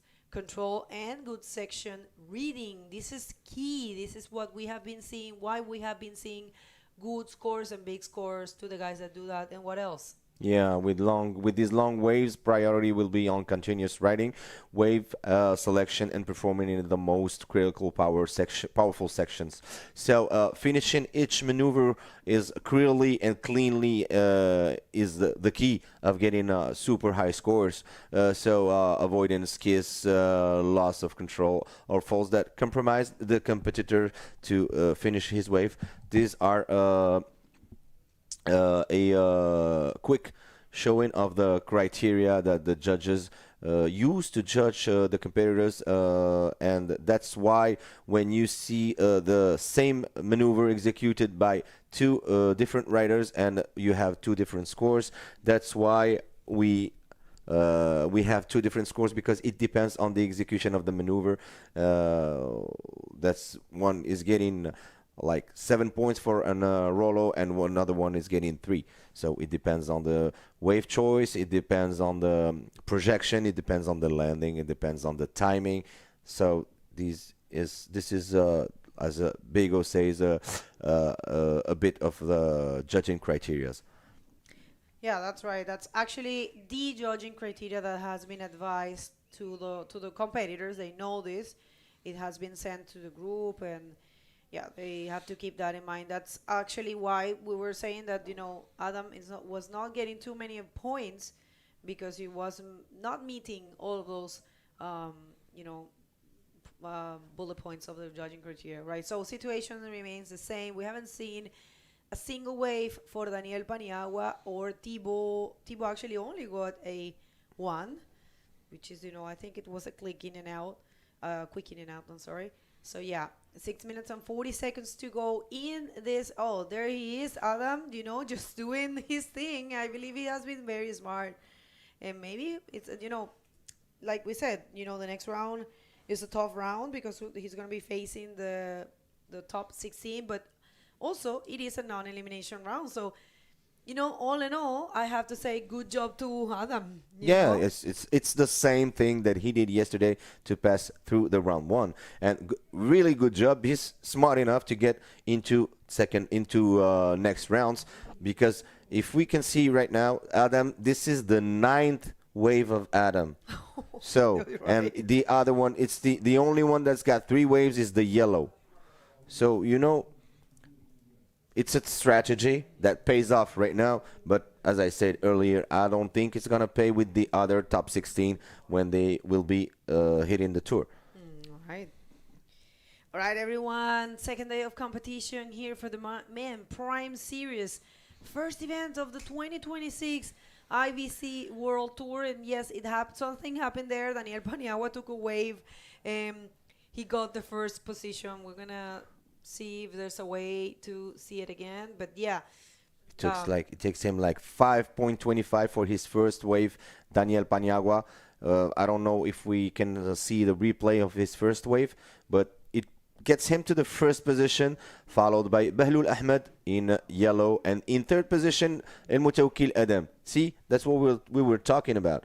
He caught like 9 waves, still doing maneuvers in those waves, but still with one wave, the other one gets in first position and drops him to the third. that's right. Well, it's a lesson, that I think Adam is super young still. He's still a junior, so he's learning, and this is why these events are important. And I have to thank the federation for taking care of the registrations of the top 16 of the men division, the top 16 of the nationals will getting a free entrance, meaning not free that it's just that they didn't pay, but the federation paid for them to compete in this event. And it is very important, because they're gaining opportunities, experience.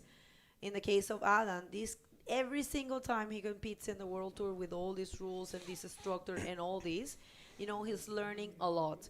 And he is building his career, So I think it's going to have only positive effects in him.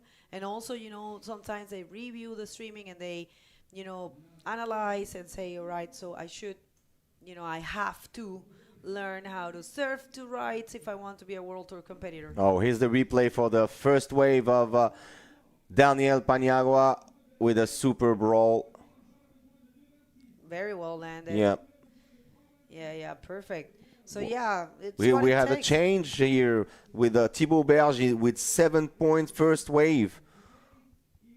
Because this is what we're talking about, right? You only need 2 scores. So it doesn't matter if you wait, if when you get the wave, you're going to do something big. We still replay there, but we have to see if we have... the replay of the second wave, of the Thibaut Berge in white jersey.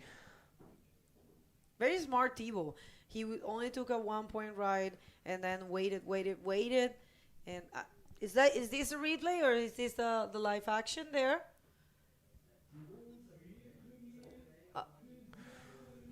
Oh, okay. We're still waiting for the last wave of the white to get here in the replay to see that 7-point wave. Come on, man. Yeah, it looks like it was all recorded together. So yeah, anyways, great job there for Thibaut.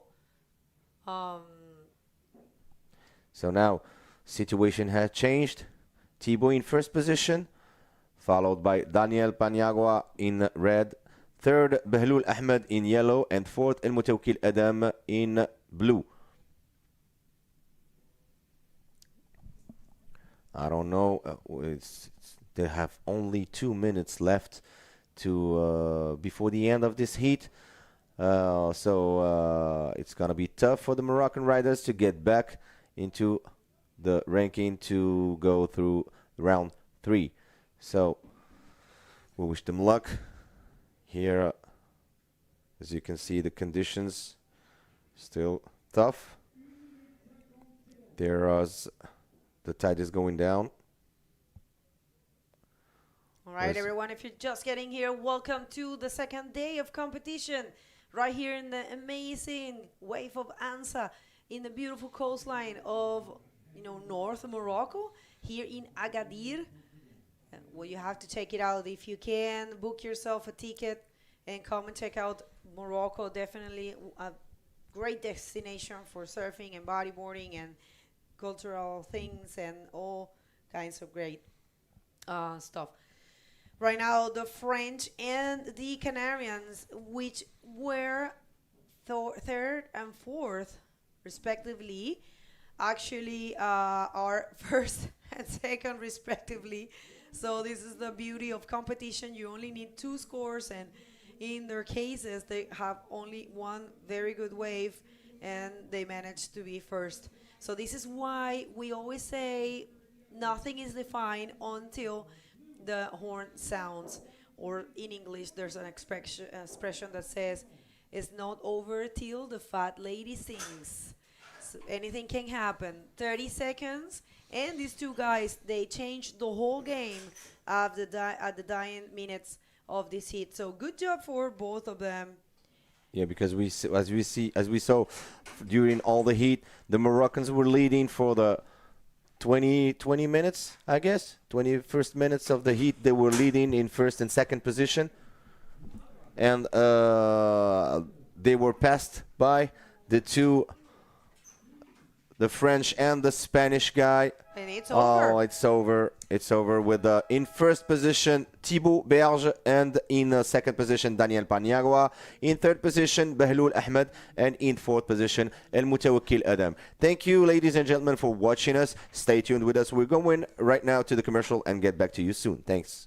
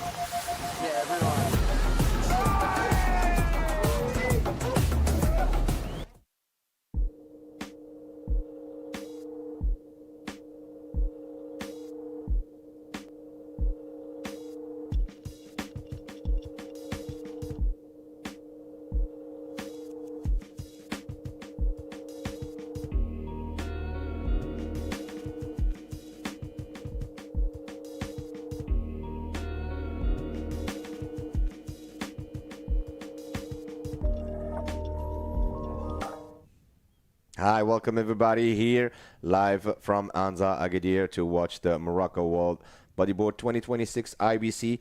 How did you find this last heat, Paul? Well, actually, I'm going to be honest with you. After I had that interview with Edwin from the other heat, I saw a couple of the waves, the two rolls on one wave, pretty far down the line. Yeah. But I actually was speaking to a couple of the top 16 riders just to see how their winter has been going. And Pierre-Louis Costes just outside, speaking to him about the little bit of the winter up in Portugal. And it seems like they've been getting hit by storms with not good winds. So, finding good surf at home in Portugal has been a little difficult for him this winter, just the amount of storms hitting. And I guess, how about here? Many storms as well? Yeah, of course. Yeah, of course. This year was full of storms here in Morocco. We've never seen, we didn't see that like for 20 years. There were floods, there were too much rain, but it was good for the country because we needed that. We had like several years of there was no rain, no water. So right now we head into the water to see if we can have the next heat. I don't know if they started or not. Yes. Still waiting for the judges to decide if they're continuing the contest or they're stopping because the wind turned on. We're still waiting for the judges to confirm the conditions, if we're gonna make it through or not. All right, so it seems I was just informed that we will be finishing this round. If I'm not mistaken, I may be wrong on this, but I believe there are maybe this heat and one more heat for a combined 8 heats in round 2. So just because of the deterioration of the waves, also, as you can see, everyone, no surprise, winds have come up. It is here in Morocco 10:50 in the morning, so the winds did come up a little earlier than maybe expected, than hoped for, but this is why we have waiting periods until February 12th to give us the maximum amount of time possible to surf the best conditions possible during the window period. Yeah, of course, because this is the main purpose. So we have here, we remind you that we have here in this heat in red Boulahia Hassan from Morocco, in yellow Andre Louis Tavares, in blue Barwan Abdurrahman, and in white Angelo Freda. So still the same conditions, Paul, but they still have 25 minutes to compete with best two wave scores and no maximum waves. Right. They can't go for it all. They can go for 30 waves if they have the energy, because that's what it comes down to, energy and, I love the word in Spanish, ganas, motivation to get back out there, and of course the cardio, the conditioning. But they are waiting for the first wave. We are just under 22 just under 22 minutes left in the heat. We'll have to see what these guys can do. Best riders in the world. Let's see what they can do. So, for me, when the waves are perfect, I mean, you can have the top competitors and you can have Tom, Dick, and Harry also doing well in perfect waves. Yeah, but when the waves are like this, for me, especially with this size, this is what separates the professionals from the rest. Yeah, of course. Because this is when you have to really technique, experience, good eyes, conditioned. This is when it really comes down to fighting. This is what makes and breaks, many competitors, I imagine. Yeah, of course, because here's when you have racing in car racing, when you have the most performing car and you have a 60 car, like from the 60s. Mm-hmm. And you have to be technical, to know your car, to know this is the same here. You have to know your board, you have to know the wave, you have to know the condition, how to deal with it. So now just heading to Let's see, there's nobody trying to get a wave right now. So we are heading to the interview with Bego. Bego, you have the mic. Thank you so much, guys. Well, Thibaut, that was impressive because you actually were holding the third position through the whole heat, and then you took this 7-pointer, which we didn't get to see. So tell us a little bit about that wave. Yeah, it was pretty difficult in the water. A lot of current, and it's pretty hard to paddling and to catch a good wave. So I catch my first wave. I do anything, and after I catch my second wave, and I saw a ramp, so I make two roll and say, oh my God, it's crazy. Maybe I pass first. So yeah, I'm super happy about that, and it's a really big experience for me. Well, now you are advancing to the non-elimination round, a more comfortable situation. You're going to be facing the big names of the sport, the top 16. So what's your thoughts about that? Oh my God, it's crazy for me. It's a big dream for me to be here. It's my first professional contest, so I need to enjoy right now, and I will see for the rest, yeah. You want to say some words in French for you people? Ouais, bien sûr. Je voulais remercier tous mes supporters, donc ma famille, mon frère qui est là, mes copains, donc toute la bande RGS. Allez là, putain, c'est bon ça. Ça va partir un paquet quand je vais rentrer, c'est sûr. Et gros mouchou à ma copine aussi, Laure, je t'aime fort. Et voilà, et surtout gros big up à la team Chiki Boogie. On est là, on fait le nécessaire, et ouais, c'est le rêve qui continue, donc j'arrive pas à réaliser les gars, donc allez, merci à vous pour votre soutien, et Goasen, allez, Gora, Gora. Congratulations and best of luck for the rest. So don't go back to you. All right. Well, congratulations, Thibaut, on that one. And actually, when I was outside, I actually saw the first rollo as well as the heavy second roll. And we're talking, he was really down there, maybe by not as far as Jamaica and Jeffries, but he was really down the line. And the sheer will came out, so got those 7 points. Here's a replay. Here's a replay from Boulahia Hassan, which is another left-hander from Kenitra, Mehdiya. So this is Boulahia Hassan is actually the champion of the 2025 Moroccan champion in bodyboard. So he's left-handed, and he's very, very good at airs. He did like amazing airs on the last contest. So this one is a tough guy. He's a tough guy.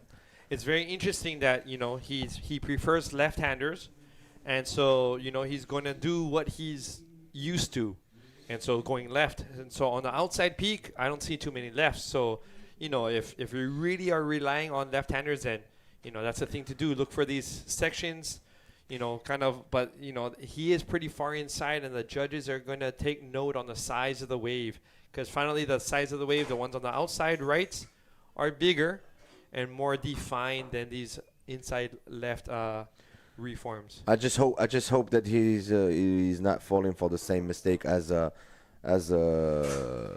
Mutawakil Adam did in the last heat. So he if you can remember, he caught like 8-9 waves, but still at least got in 4th position, which is not good. So you have to get out of your comfort zone. So it's good to be left-handed or right-handed. You cannot be both at 100%, but still, you have to try.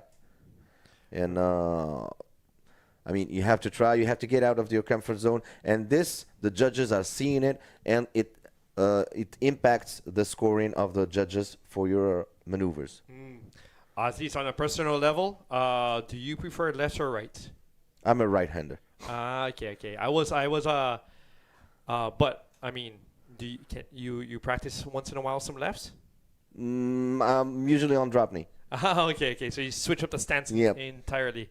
I remember growing up in southern part of Oahu.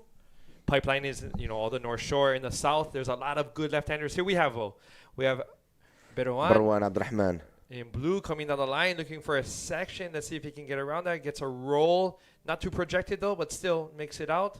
Maybe he's looking for one more reform on the inside. Another little roll section there, and onto the sand. So a couple little rolls there, but it is on the inside. So as you were mentioning, you know, about preferring rights and lefts, I mean, it does take some sacrifice if you want to really get good at both, you know, both Yeah, of course. ways. Of course, and you have a lot, as you can see in the replay, he started his wave with a reverse.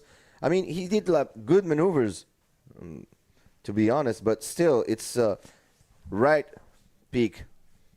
It's a right peak, and the biggest waves are rights, not lefts. So maybe I just don't want them to fall into the same trap as the last heat fourth Mutawkil Adam, who caught like 9 waves and finishes in 4th position because of the others took, like if we take for example Thibaut Berge, who's got only 1 wave and got it into 1st position. I mean, that's it. That's I mean, you play a strategy, but it's like we say in French, à double tranchant.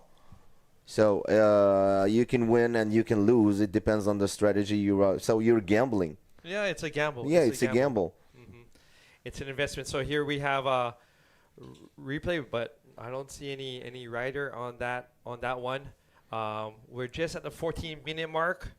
Angelo and Andre still waiting on the outside. Oh, this is the last wave of Boulahia Hassan in red. Superb iris. That was quick. That was very quick. That was quick. I imagine he may also be a rider who prefers lefts. Yeah, he's a left-handed. He's a left-handed. Prefers lefts But as well. still, So. imagine he took that same wave and put it in a large, big right wave here. The score will not be the same. I don't think they will give him a large score for this Iris, who was superbly executed and very fast. But still, it's not in the condition of the competition. Right, and in order to become a balanced rider, it does take sacrifice. I was mentioning, you know, in order to pick up like my game, you know, it took many sessions of going right because I was preferring left, and you know, it's pride as well. Yeah, like, of course. It's like, it hurts my pride, like going right and Cameron barely 360, going left. You can do backflips, but that's what it takes in order to become balanced in this sport. And that's why, because I also do the speaker for the local competitions, for the national competition, and always telling them to practice and to train themselves for both sides, since you want to play the competition and you want to reach a certain level. So you have to practice. It's not that you are very comfortable on the left or on the right that it's going to stay still. No. You have to get out of your comfort zone and practice, because you have to be at a certain level of the competition. You have to be able to ride every single wave at every peak, like reefs, beach breaks, left, right, windy, not windy, glumsy, bumpy. You have, I mean, it's the competition. You don't control the weather, so you don't know. Even like, for example, you go to Pipeline, which is one of the most beautiful lefts on earth, and there's some days the conditions are very bad and you cannot surf Pipeline. And you have a competition right there in those conditions, and you have to play because it is what it is. Exactly. I don't know. What do you think about that, Paul? Exactly. No. It just takes. You know what though? You know, I know people always speak about, like, for example, Pipeline, but there's many spots, like in all these countries, in all these continents, in all these islands. You know it. There are many less, but you know there's a right-hander there. Here we have Red on the inside. Let's see if he can catch a reform roll there. He did go right for that roll, so you know he did get some points out of that. So he's actually leading even before that wave, I believe, with a 4.85. Here's a replay of him. He switches from left to right to finish his wave with a roll. I mean, he's not gonna get a big score for that wave, last wave, but still, he's still in first position. We don't have any starts from the yellow and the white, so maybe they're using the same strategies as those before. They're waiting for the last 3 minutes to get waves and get big scores and to get into first and second position. This would be a very smart strategy from the winners of the last heat. Right. I imagine they're hoping it doesn't take all the way till minute 3 to get this. They're probably really hoping like something comes in soon. Although, as you can probably see on your screen, the horizon is not looking so promising, at least for a couple more minutes. So we'll have to see what is going to happen and if it's worth the gamble to wait so far out. Because I mean, they are a little bit further out. Like these right-handers, they're not in any position to catch them. They're waiting for these bigger ones. Yeah, and we have to remind you that it is very difficult and very tough for the riders to stay in the peak because of the current. So it's not easy conditions here in Anza. So, and that's it. That's part of the game, I guess. You have to deal with all conditions, as we were saying earlier.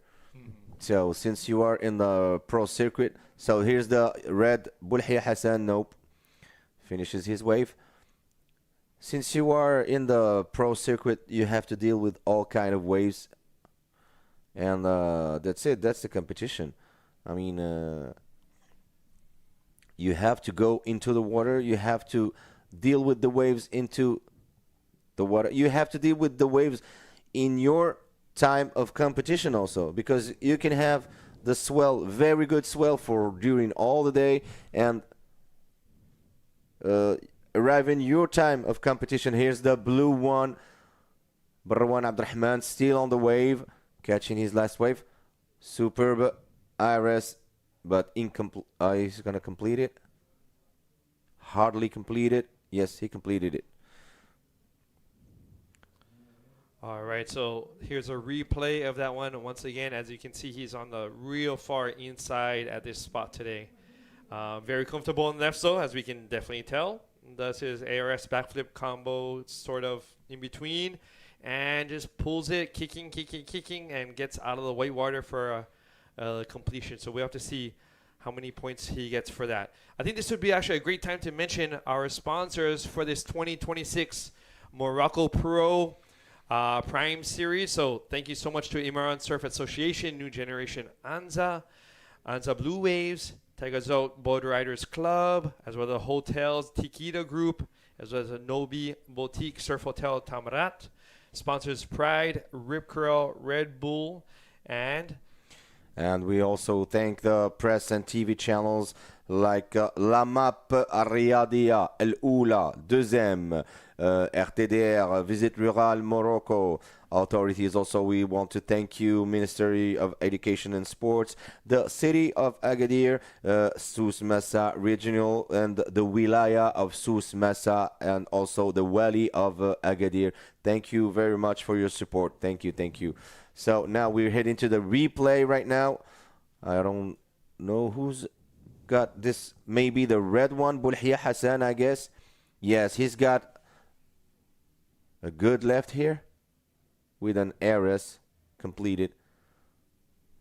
This is, like you see, this is a good maneuver, very well executed, but still not in the, let's say, in the mood of the competition. Right. As one of the judging criteria is actually, catching the waves from the sets on the outside. These right-handers are going to be giving the most points. So this is why I believe Angelo and Andre may be waiting on the outside, waiting for something more solid to come in. However, we are coming on a 6 minutes left in this heat. And I just want to point out, we are in heat number 7 of round 2. We have one more heat number 8 of round 2, and then we'll be wrapping it up for today due to the conditions deteriorating a little bit, as well as consistency and wind. And we'll have to see if we continue the competition either later on or the next days. Yeah. Still 5 minutes and 45 seconds before the end of this heat. Always in first position, Boulhia Hassan in red. Barwan Abdurrahman in second position in blue. Third is Luis Tavares in yellow with Angelo Frida in white. Still didn't cash a single wave. They're still waiting for the waves. It's I mean, it's a bit risky, but still, as we saw, they did it.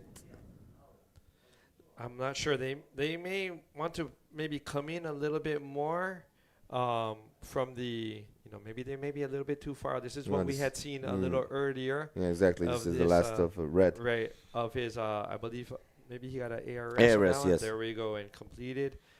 So maybe Angelo, they may want to come in just a little bit in order to get these in-betweeners, because solid sets, we haven't seen any in quite a few minutes. So they may have to change up their strategy for in a bit, because they don't need that much. As you can see, they only need 4.86 to get into first position. I'm talking about the third and the fourth. So it's no big deal. But still, we only got 4 minutes left. I don't know if they're gonna make it or not.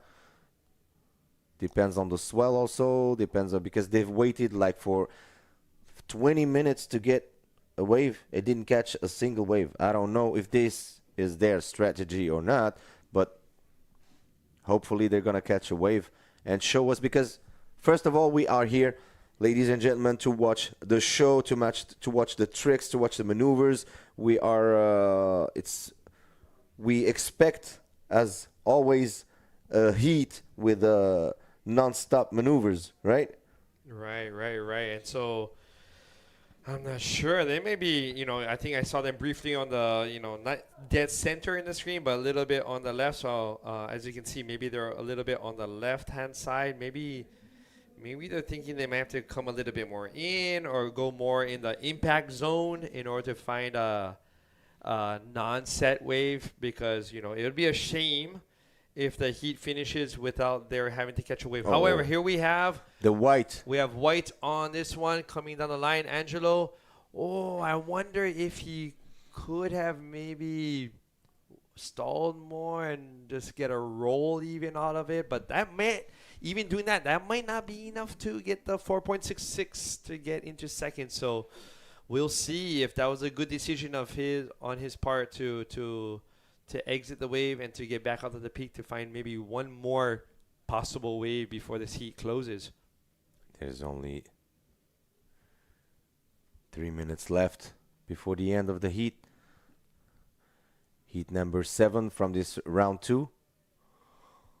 Still in the same position. First, red. Second, blue. Needs 2.41. Third, yellow. And fourth, and third equals third and yellow and white. And they both need 4.86 to get into first position, which is not a big deal. Here's the yellow getting his first wave. Yellow is still on the wave. It's a bit bumpy, but uses it to get a superb roll. I don't know if it's gonna give him a 4.66 to get into second position. We're still waiting for the scores of the judges to drop. I believe here's a replay of yellow coming down the line, probably wishing that the lip was a little cleaner, but still, we saw him the entire time in the frame. He didn't disappear behind the white water. Here we have Angelo catching his wave. Let's see if he's going to cut back, get back to the pocket, stall a little bit, hopefully find a little section. He has quite a bit of experience from Confitel. Let's see, invert, and making it through there. Making it or jumping off or exiting quickly in order to get one more? I don't know. Let's see it on the replay of the last wave of the white. Beautiful cutback here. Getting back to the wave. Catching the speed and getting to the lip for an invert.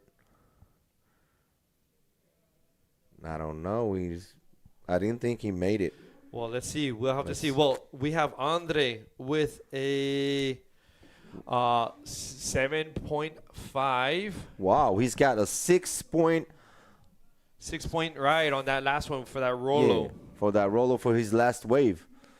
That gets him into first position.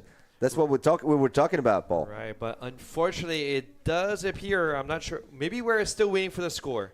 Maybe we're still waiting for Angelo's score because unless that is his score, 2.5 for the invert, but we weren't really sure from our point of view if he came out of the whitewater or not, if they saw it as a completion. But there is 12 seconds left. There is a wave coming through. Let's see if someone is in position to grab it, but it doesn't seem like it, and that's going to be... And it's the end of the heat with in first position the Brazilian with his last performance, beautiful air rollo, Andre Luis, and in second position it was the red one. We're still waiting for the scores. We're still waiting for the scores of the judges to drop. Ladies and gentlemen, we'll leave you with this commercial and get back to you soon to see the next. Thank you. Backdooring this barrel section. Does he hang that high line? He does. Insane exit from that tube. Wow.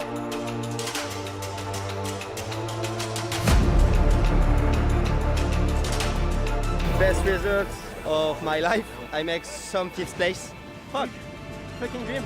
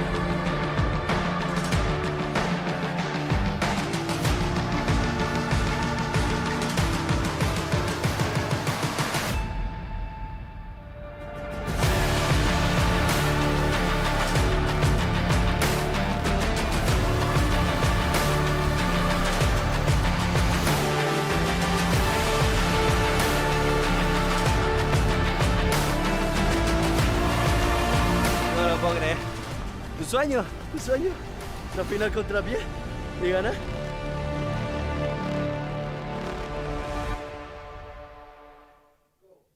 All right, welcome back to the Prime Series Men's 2026 Morocco Pro. We are going into our last heat of the day of round 2, heat number 8. And so let's jump into the water to see who's out there for this last heat. That's right, Paul. I was out there and I was watching, as we were saying earlier today, you know, the riders, they have the representative, which is Amaury Laverne, and alongside with Brahim Idouche, which is, you know, the biggest name of the sport here in Morocco. They were having a meeting with the technical division and the technical team, and they all together decided that it was good to stop the competition here in this last this last heat of round number 2, and we will come back tomorrow with what is expected to be a good day. You know, it is expected to have good conditions, you know, a little bit less of a swell, and, you know, probably more organized, cleaner, you know, less wind. And yeah, we're looking forward to a good day tomorrow and probably a stacked day of action for sure. It's still some good waves here in the water. We have the sole Italian so far in this competition, which is Genesio Ludovisi. We already know Genesio. He has been competing in the World Tour for a number of years already, and it's a big name from Rome. We have also Yassine Idouche, an amazing rider from here from Morocco. He's wearing the yellow singlet, and who's coming here is from South Africa. Benji Oliver tries to stall there, but decides to bail. And Pedro de Sousa from Spain, it will be in the white. So very, very good heat we have in our hands right here. You know, two-seated riders, you will recognize them by the color of the rash guards. Remember, whoever is sporting the red singlet and the yellow singlet are seated. It means that they have ranking. That's why they're starting from this round. And tomorrow, people, we will come back with a non-elimination round. We're going to get to see our top 16, the best riders of the IBC World Tour. And there's a wave. All right, here we have red up. Genesio coming to the line straight from Rome, straight into the nice, solid roll off that section. So waves have woken up for this for this heat. Unfortunately, the last heat there weren't that many waves, but this one is starting off quite with a little with a lot of movement out there. So completion on this. All right, good looking wave here for Genesio. You know, he loved his rights and looking sharp.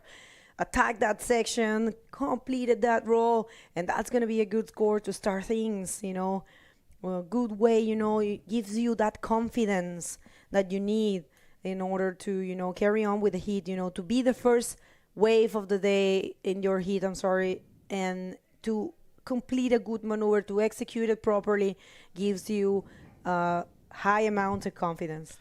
You know, for all of you at home, you know, if you're not really sure how the last heat finished up, actually Angelo's invert, as we were kind of, you know, noting on the screen, he wasn't able to make it out cleanly, and so he was given a 2.5. So therefore, making the last heat is in yellow, André Luis Tavares from Brazil, and in second was Hassan Wilaya from Morocco, who was catching those insider left-handers, but it was enough to get him by into second place. So this is how the dice roll sometimes. You know, Angela had waited for that last wave invert and just wasn't able to come out cleanly enough for those points. But on the other hand, Genesio rewarded a solid 8.25 for that roll. Nice wave choice and nice section and nice completion. Makes a lot of sense, you know, the whole thing was well done, the wave selection. We have a pretty cool graphic with the judging criteria for this event.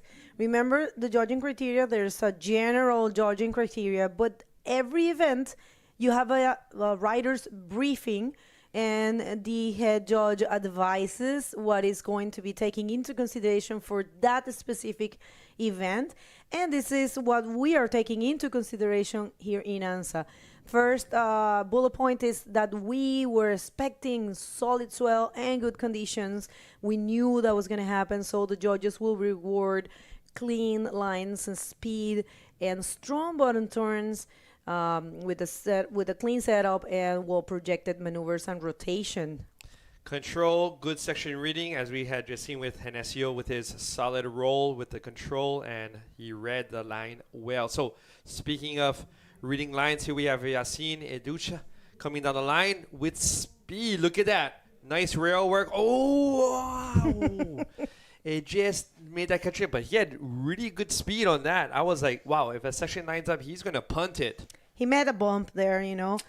Right there, there's like kind of like a step, you know, something. Yeah, it is bumpy right now. Even though, you know, we only have, the tide has been, bumpy. The tide has been actually filling in already an hour. It's low tide was at 10:22. Right now it's 11:20 local time, and yeah, I mean, it is difficult. And you know why I think it's bumpy right now? It's the wind. You know, it's kind of affecting the performance of the wave. So super good call for the athletes to meet with the technical commission and decide to stop the competition after this heat and to come back tomorrow. Tomorrow is going to be a good day for sure. That's at least that's what the surf forecast says, you know. Of course, it can change. For example, today we were expecting this wind and even stronger winds from around 2, but it actually showed before. Let's see this one for Benji. Is it Benji? Benji coming down the line. Nice roll. Let's see if he can pull it through. Nice. That was clutch. And one more roll in the pocket. And coming out of that. And I'm pretty sure in a good position to get back out to the peak. So 2 rolls on that one for Benji. Benji's amazing South African rider. And yeah, well written, well chosen right there. Explosive. You know, all South Africans are like that. They know perfectly how to cope with these crazy sections and perform good maneuvers. As a tradition of bodyboarding in that country. And if you guys are listening, Bianca, if you're around, she has been holding the Cape Town Pro. And here, Genesio Ludovisi, heat leader. We'll see, he's looking for the backup score. Goes for the roll right there. Is he going to land that? Tricky landing, but he's holding his board and he is completing that maneuver. So yeah, that's going to be a nice backup score, I think. And he's going to keep that first position in my eyes. Here's his replay coming down the line. Sees his section, comes up, rolls it, holds on to the bull, right? When those two waves converge, and pretty excited, hand up to make sure the judges see him and know that was a completion. So that'll definitely add to his campaign in this heat, because he had a 8.25 prior on his first wave which was a solid roll, and now another roll. I'm not sure if it's going to be up to the 8.25 standard. We'll see, but still, that'll definitely make him feel a bit more comfortable getting through this heat. I agree with you totally. All right, people, we would like to thank the Royal Moroccan Surf and Bodyboard Federation for making this possible, bringing us here for the third time. This is the third year that we're here, third year in a row. That's not something that everyone can achieve. People, a lot of work, a lot of effort. This year, unfortunately, we couldn't get all the divisions here. They really wanted to bring the women. They really, as the previous events have been. But, unfortunately, we only had the chance to come with the men division. But, yeah, in their eyes, they want to, bring all the divisions as possible here at the amazing wave of Anza. And we would like to thank all the associations that are involved as well. The Imouran Surf Association, the new generation of Anza, Anza Blue Waves, Taghazout, the Boardriders Club, and the hotels, Tikida Group, and Nobi Boutique Surf Hotel. Thank you so much. Also, we actually are super lucky to have the support of a bodyboard brand. It's hard for a bodyboarding brand to support because, we know our reality. The market is not too big, and, the industry, it's not really too big. But I know Pride Bodyboards, it's very compromised with bodyboarding and professional bodyboarding. So they have a good team here, riders, and of course, don't get me started with Tristan Roberts. It's I will say his competition star, and yeah, it makes sense that they are supporting this event. Thank you so much, Pride Bodyboards, for that, and also Rip Curl. They have a good number of athletes there. I was mentioning Sukaina Arryadia. She's the best female bodyboarder that there is here in Morocco. She's really good, and I know Badreddin is with them, and Isike Youssef is also with them. So thank you for that, and thank you Red Bull and the Regional Council of Souss Massa. All right, and of course, press and TV channels. We have MAP, Arryadia, Oula. I think Oula? we're gonna get that sorted today. Well, in French, what do M. Doucem. All right. As well as the RDTR. Visit ruralmorocco.com. Lots of great information on there.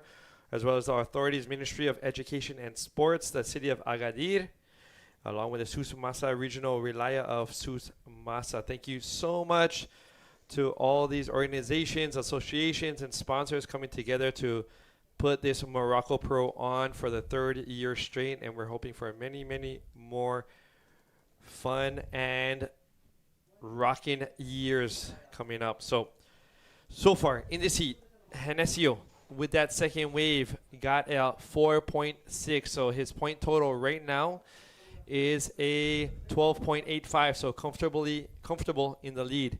We have Benji Oliver with a combined score of a 7.35, and he's looking for a 6.36 to move up. But we're going to be jumping out into, let's see if there's a little wave coming possibly for a rider, trying to see if they can improve their points on this set. Here we have Yellow up. All right, yeah, I was sensing he was going to go for this one. But yeah, not really happening for Yassine. He decided to duck out. All right, so now it's safe to send it to the interview with Assis. So go away, my friend. I'm sorry. Take it away.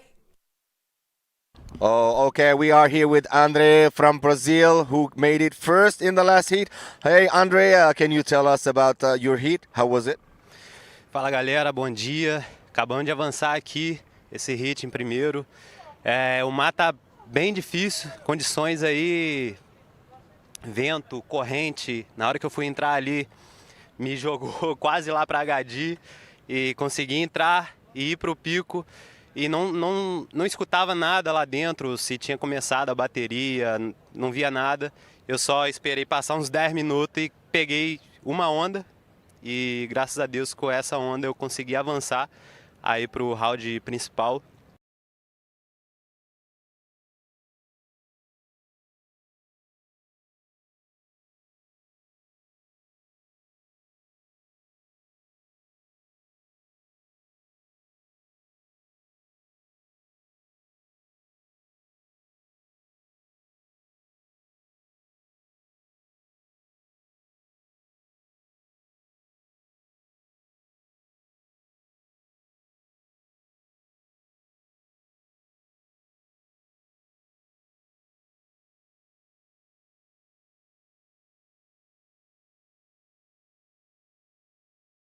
Vibe que tá mandando, continua aí mandando essa vibe que com certeza vamos chegar lá. E é isso, vamos com tudo para a próxima. Congratulations, good luck for the next heat. Thank you very much. Thank you. All right. Yeah, Andre was saying that it was tough for him, but he managed to, get the score. So congratulations, parabéns, Andre. Right, situation in the water remains the same. It's Genesio Ludovisi, very solid in this heat. You know what, Paul? Genesio, he has a number of good achievements, but I can say this might be his best result after one good result that he had in Sintra. And yeah, he's actually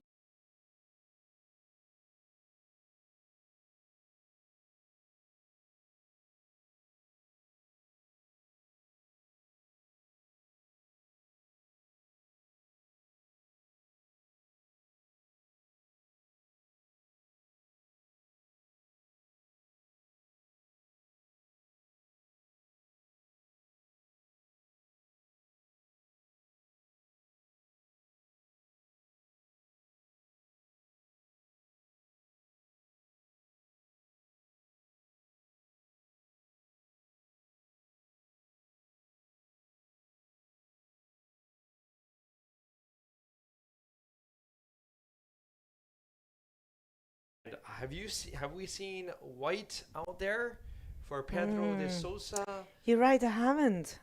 Unless he's waiting us what Thibaut did.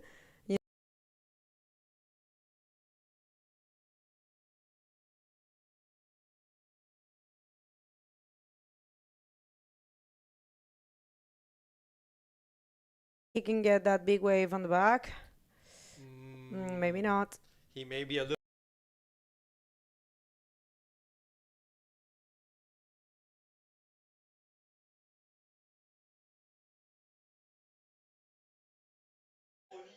Double knee on the bodyboard. Not just one knee, but double knee it. Get under that thing. You gotta get your push-ups in a good place for those, Right? Because the thing is, when you duck dive those, it's like it's not just one. It's two, three, four, or five. Right. But it seems like he did get quite deep with the first one. Keep down practice. Yeah. Man, you have no idea. Tristan, even though he's from, like Cape Town City, he's not from the same area as Benji. But either way, that place that Tristan serves on Roos, my lord, that thing is heaven. It's like short breaking and it gets a lot of size. And I was really impressed when I went there to see how the South Africans, they know how to serve these type of waves. But of course, don't get mistaken. They have a lot of point breaks. They have a lot of stops as well. And they can serve. I think it's South Africa super reaching waves. So yeah, but especially that on-roost place, man. I understood like everything when I saw it. Why Tristan serves like that, and many of the riders from there, Tegan and all the boys from there. They hit close out sections, but they don't go for a roll or an inverse. They go for backflips, which is super not common, you know, because usually, you know, you get more people going for backflips in, you know, open pockets, open waves, and they just go for closeouts. And it's really impressive to watch them completing those backflips in short, like the short breaks, closing out sections. And yeah, I think they're trained in different conditions. So that's a bit of the world tour, right? You have people from different places. I was having a word with Ali Kushruan, who, you know, unfortunately couldn't take a single wave. And he told me, you know what?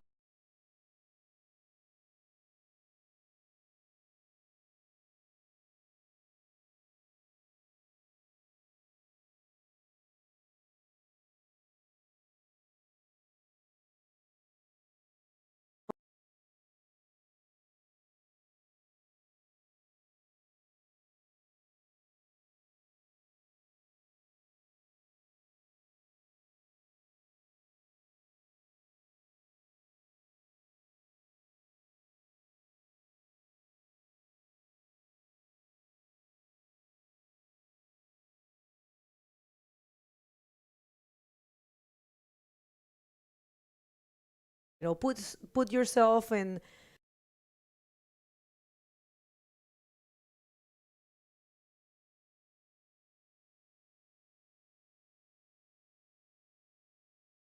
this competition. Don't feel bad. Just try to flip it to see the bright side and take the best out of it. And because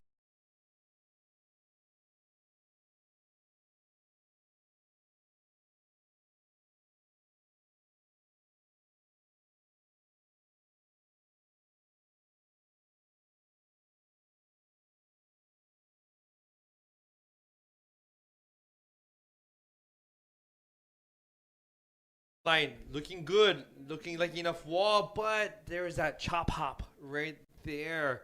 And from outside the water, you can't, you know, it seemed like a smooth face, but inside the water, trust me, guys and girls out there, you know, in the water, there's just that little bit of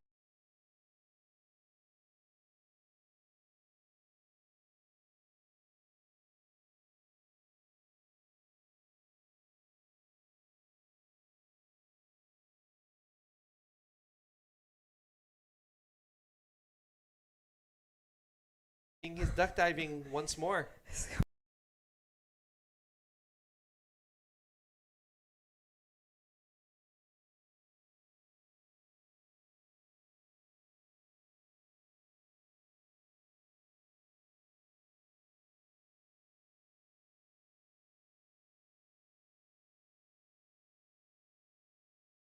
front of me, I don't know why I get really nervous. Maybe because I had a little bit of a trauma in Puerto Escondido once. But yeah, I just have seen people like Benji, you just keep cool. And they just, you know, keep doing their duck dives and keep doing their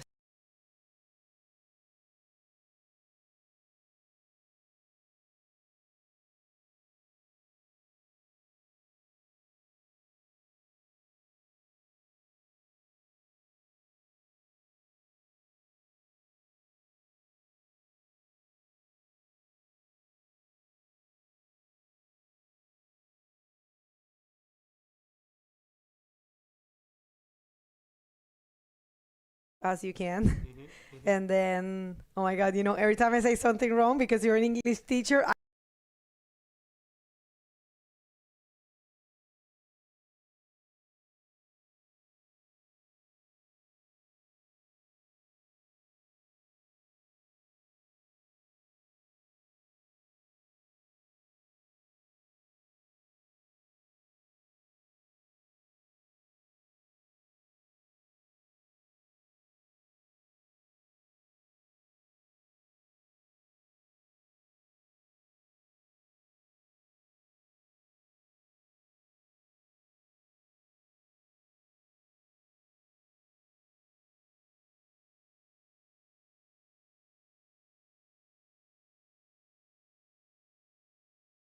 Itacoatiara. or if that she thing is hard for you, you can just say Itacoatiara.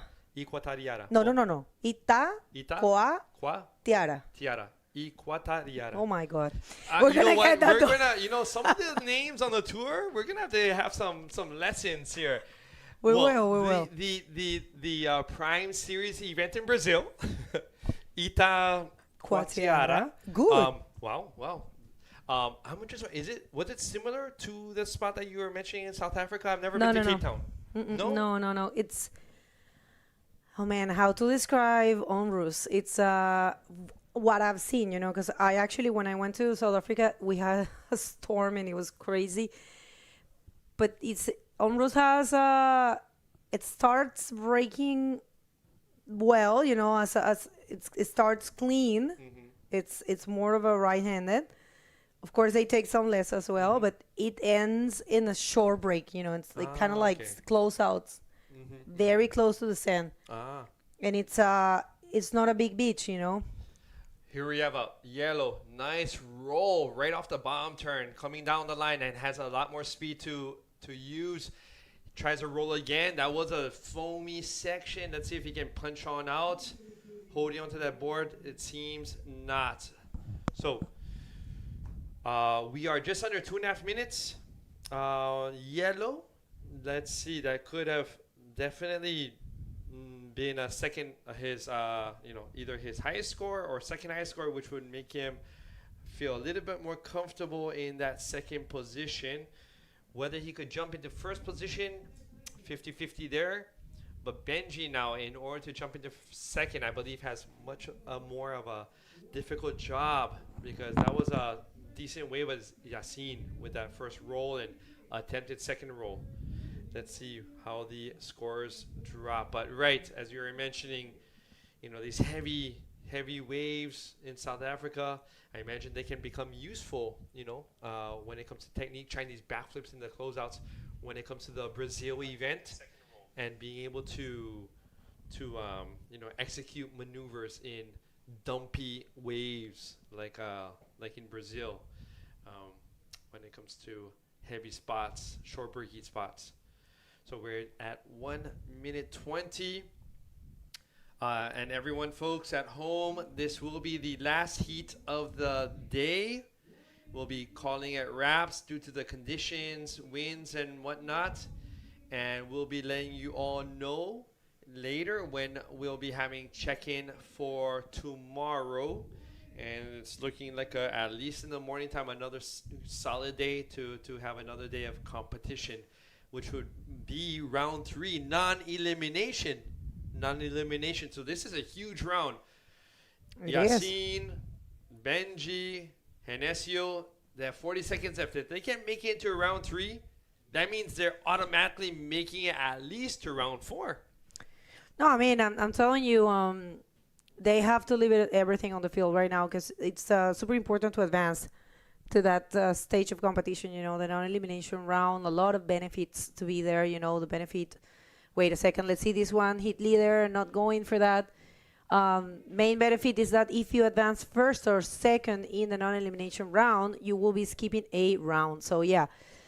There's a rider there. They're following someone. It looks like it's Benji. Benji stayed right there in the inside. Let's see if this one pays off for him. He doesn't need much. He's only looking for, actually a 6.36. Yeah, I don't know. Let's see if he can do something big. Not able to. Good effort though. He tried to stay on that section, on that area, but yeah, he should have. 1-0. All right. Yeah. Thank you, director. We were checking that the 6.36 is what he needs to get the first position, but he was needing only a 1.06 to take the second position. So is that? Maybe yes, maybe it is, Maybe Benji it's going to change the situation by dropping a wave. So he was really smart. Right. Well, we'll find out. Well, I think because we don't have any other heat coming up, and we have to wait for the winner to get out of the water. Maybe we can wait for that score, because I see some numbers dropping there. I see it might be possible. It might be possible for Benji to change situation, and it did right there. It's in your screen. he got what he needed, and right, he just changed the situation at the very last second. Amazing. He needed a 1.6 and he got a 1.9. So good job there for the South African, and I'm pretty sure everyone is super happy. Let's go to a quick commercial break and gonna come back with a lot more right after this.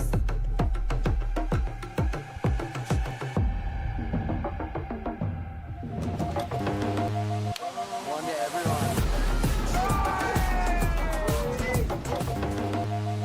One to everyone.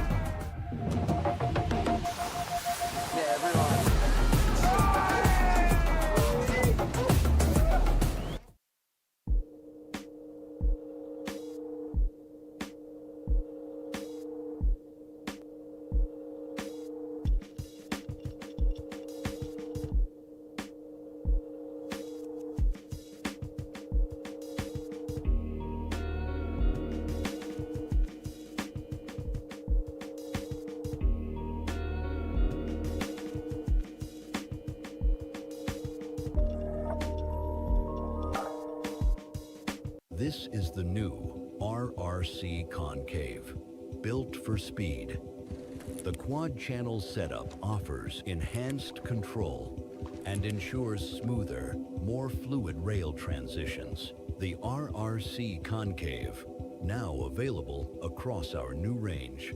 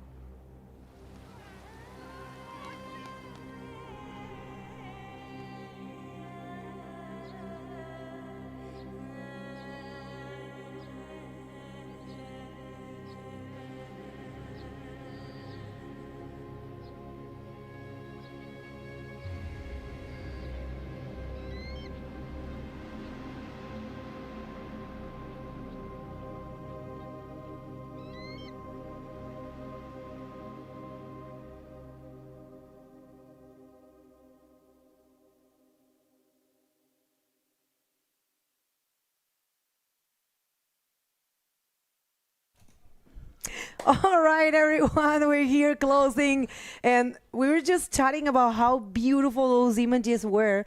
And people, that commercial that we just saw right now, it was all here in Agadir. And I was telling you guys, like, my God, I want to go visit. Beautiful. And I was just trying to convince Bego to take her next vacation to come to visit Morocco, and her free time right now, not working in the IBC. All right, successful second day of competition. We had to stop because, the conditions were not the ideal. The good thing is that we have a good waiting period. It's 10 days. And, the riders got together with the technical commission and decided to stop the event. So round number 3, it's not happening. We are going to come back tomorrow for possibly a very good day of competition, and we're gonna see the top 16 in round number 3. So that's gonna be a great day. Man, it was a tough heat right now. The last one was very, very tough, and the scores was very close. And we didn't have the second and third position was really, really decided in the last of the heat. Dying sessions, yes. Yeah, good job there for Benji Oliver. He managed to advance, and congratulations to Yassine as well. Great job. But you know what? We have Genesio Ludovici, the winner of that heat, ready today for the interview. So let's hear from them. All right, thank you so much, Begonia Assis. So I'm here with last heat's winner, the last heat of round 2, Genesio Ludovici. I hope I'm pronouncing that correctly. So, Genesio, you're from Rome, Italy, all right, and some large waves, some powerful waves, lots of current.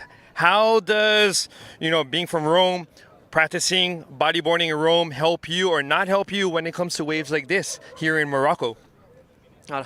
Gracias a todos, y sí, aquí es muy difícil, la ola es muy lejos, y en mi casa entreno mucho todos los días en gimnasio, calisthenics, y nada, cuando hay ola estoy siempre en el agua, pequeño, grande, corriente, con viento, sin viento, y nada, estoy aquí. Y estoy muy feliz porque las condiciones son muy complicadas. All right, so as he mentioned, right, so, the wave is far from the coast, lots of current, but back home in Rome, training, gym, shoulder work, every day, good waves, bad waves, windy, not windy. So, this is what it takes everyone at home, to make it through. So, you're now going to be in round 3, non-elimination. How does that make you feel? I don't know, soy muy feliz porque estoy con lo más fuerte, el top 16, y para mí es un sueño, para mí de verdad es un sueño solamente estar aquí y estar en la manga con ellos, de verdad un sueño, y espero de dar todo en la siguiente manga. Right, so it's a dream of his. He's now with the top 16, feeling comfortable. It is non-elimination, so no matter what, he's going to be moving on to round 4 or hopefully even round 5, depending on how things go. So he's feeling a very, very good dream to be here. Genesio, any shout-outs, thanks to family, friends, sponsors? Gracias a todos. ¿Puedo hablar en italiano? As you like, como quiera. Grazie a tutti per il supporto, siete in tantissimi, mi scrivete e anche mi aiuta tantissimo. Grazie a tutte le persone che sono qui, grazie ai miei sponsor e grazie a tutti. Grazie veramente. All right, and grazie to you for putting on this excellent performance. All right, let's take it on back over to Begonia and Assis. Loving that interview, full of energy. Genesio, it's been, building his career in the World Tour. So just to see him advancing in that way, he's got the higher score of today, an 8.25. So he's got 8.25 for that beautiful roll. Huge one. He performed a really smooth reception also on that wave. It was like, crazy. It was just crazy, this wave. So, I really liked his enthusiasm and the how he's explaining how he managed to get to the competition in that level that he can compete with the top 16. He was very proud and very happy about that. That's quite good thing to see, you know, in this high level of competition. That is right. It is one of the pleasures that we have here in the World Tour.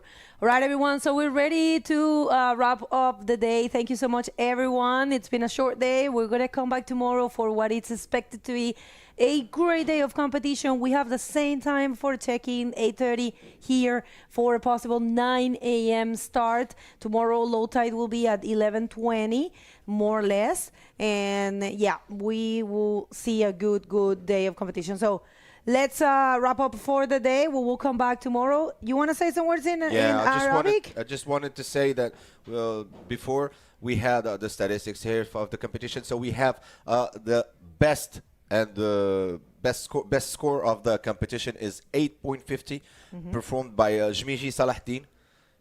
And he's got also the second score with 8.40. Yeah, we're gonna tomorrow we're gonna present a graphic with the IBC format with all that. Of course. But yeah, good that you mentioned it. You know, a local has the higher score of the competition, but of today was Genesio. So you want us tomorrow 8:30? We're gonna be here for the checking and starting at 9. Thank you, everyone.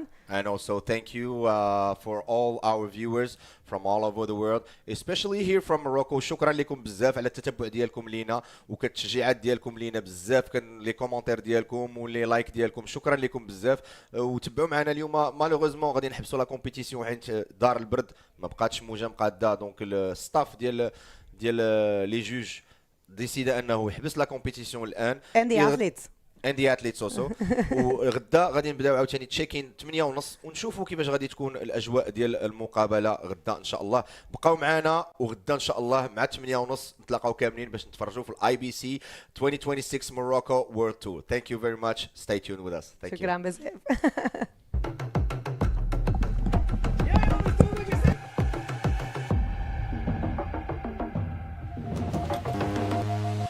One to everyone.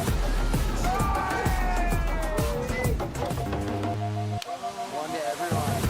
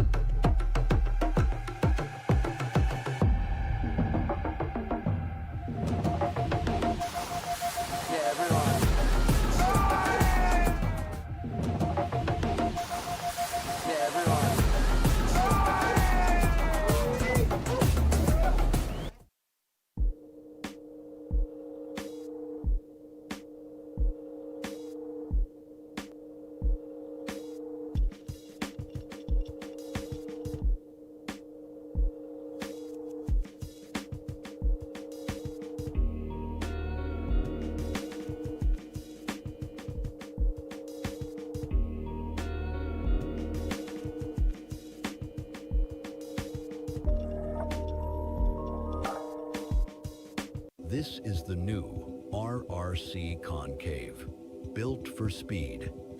The quad-channel setup offers enhanced control and ensures smoother, more fluid rail transitions. The RRC Concave, now available across our new range.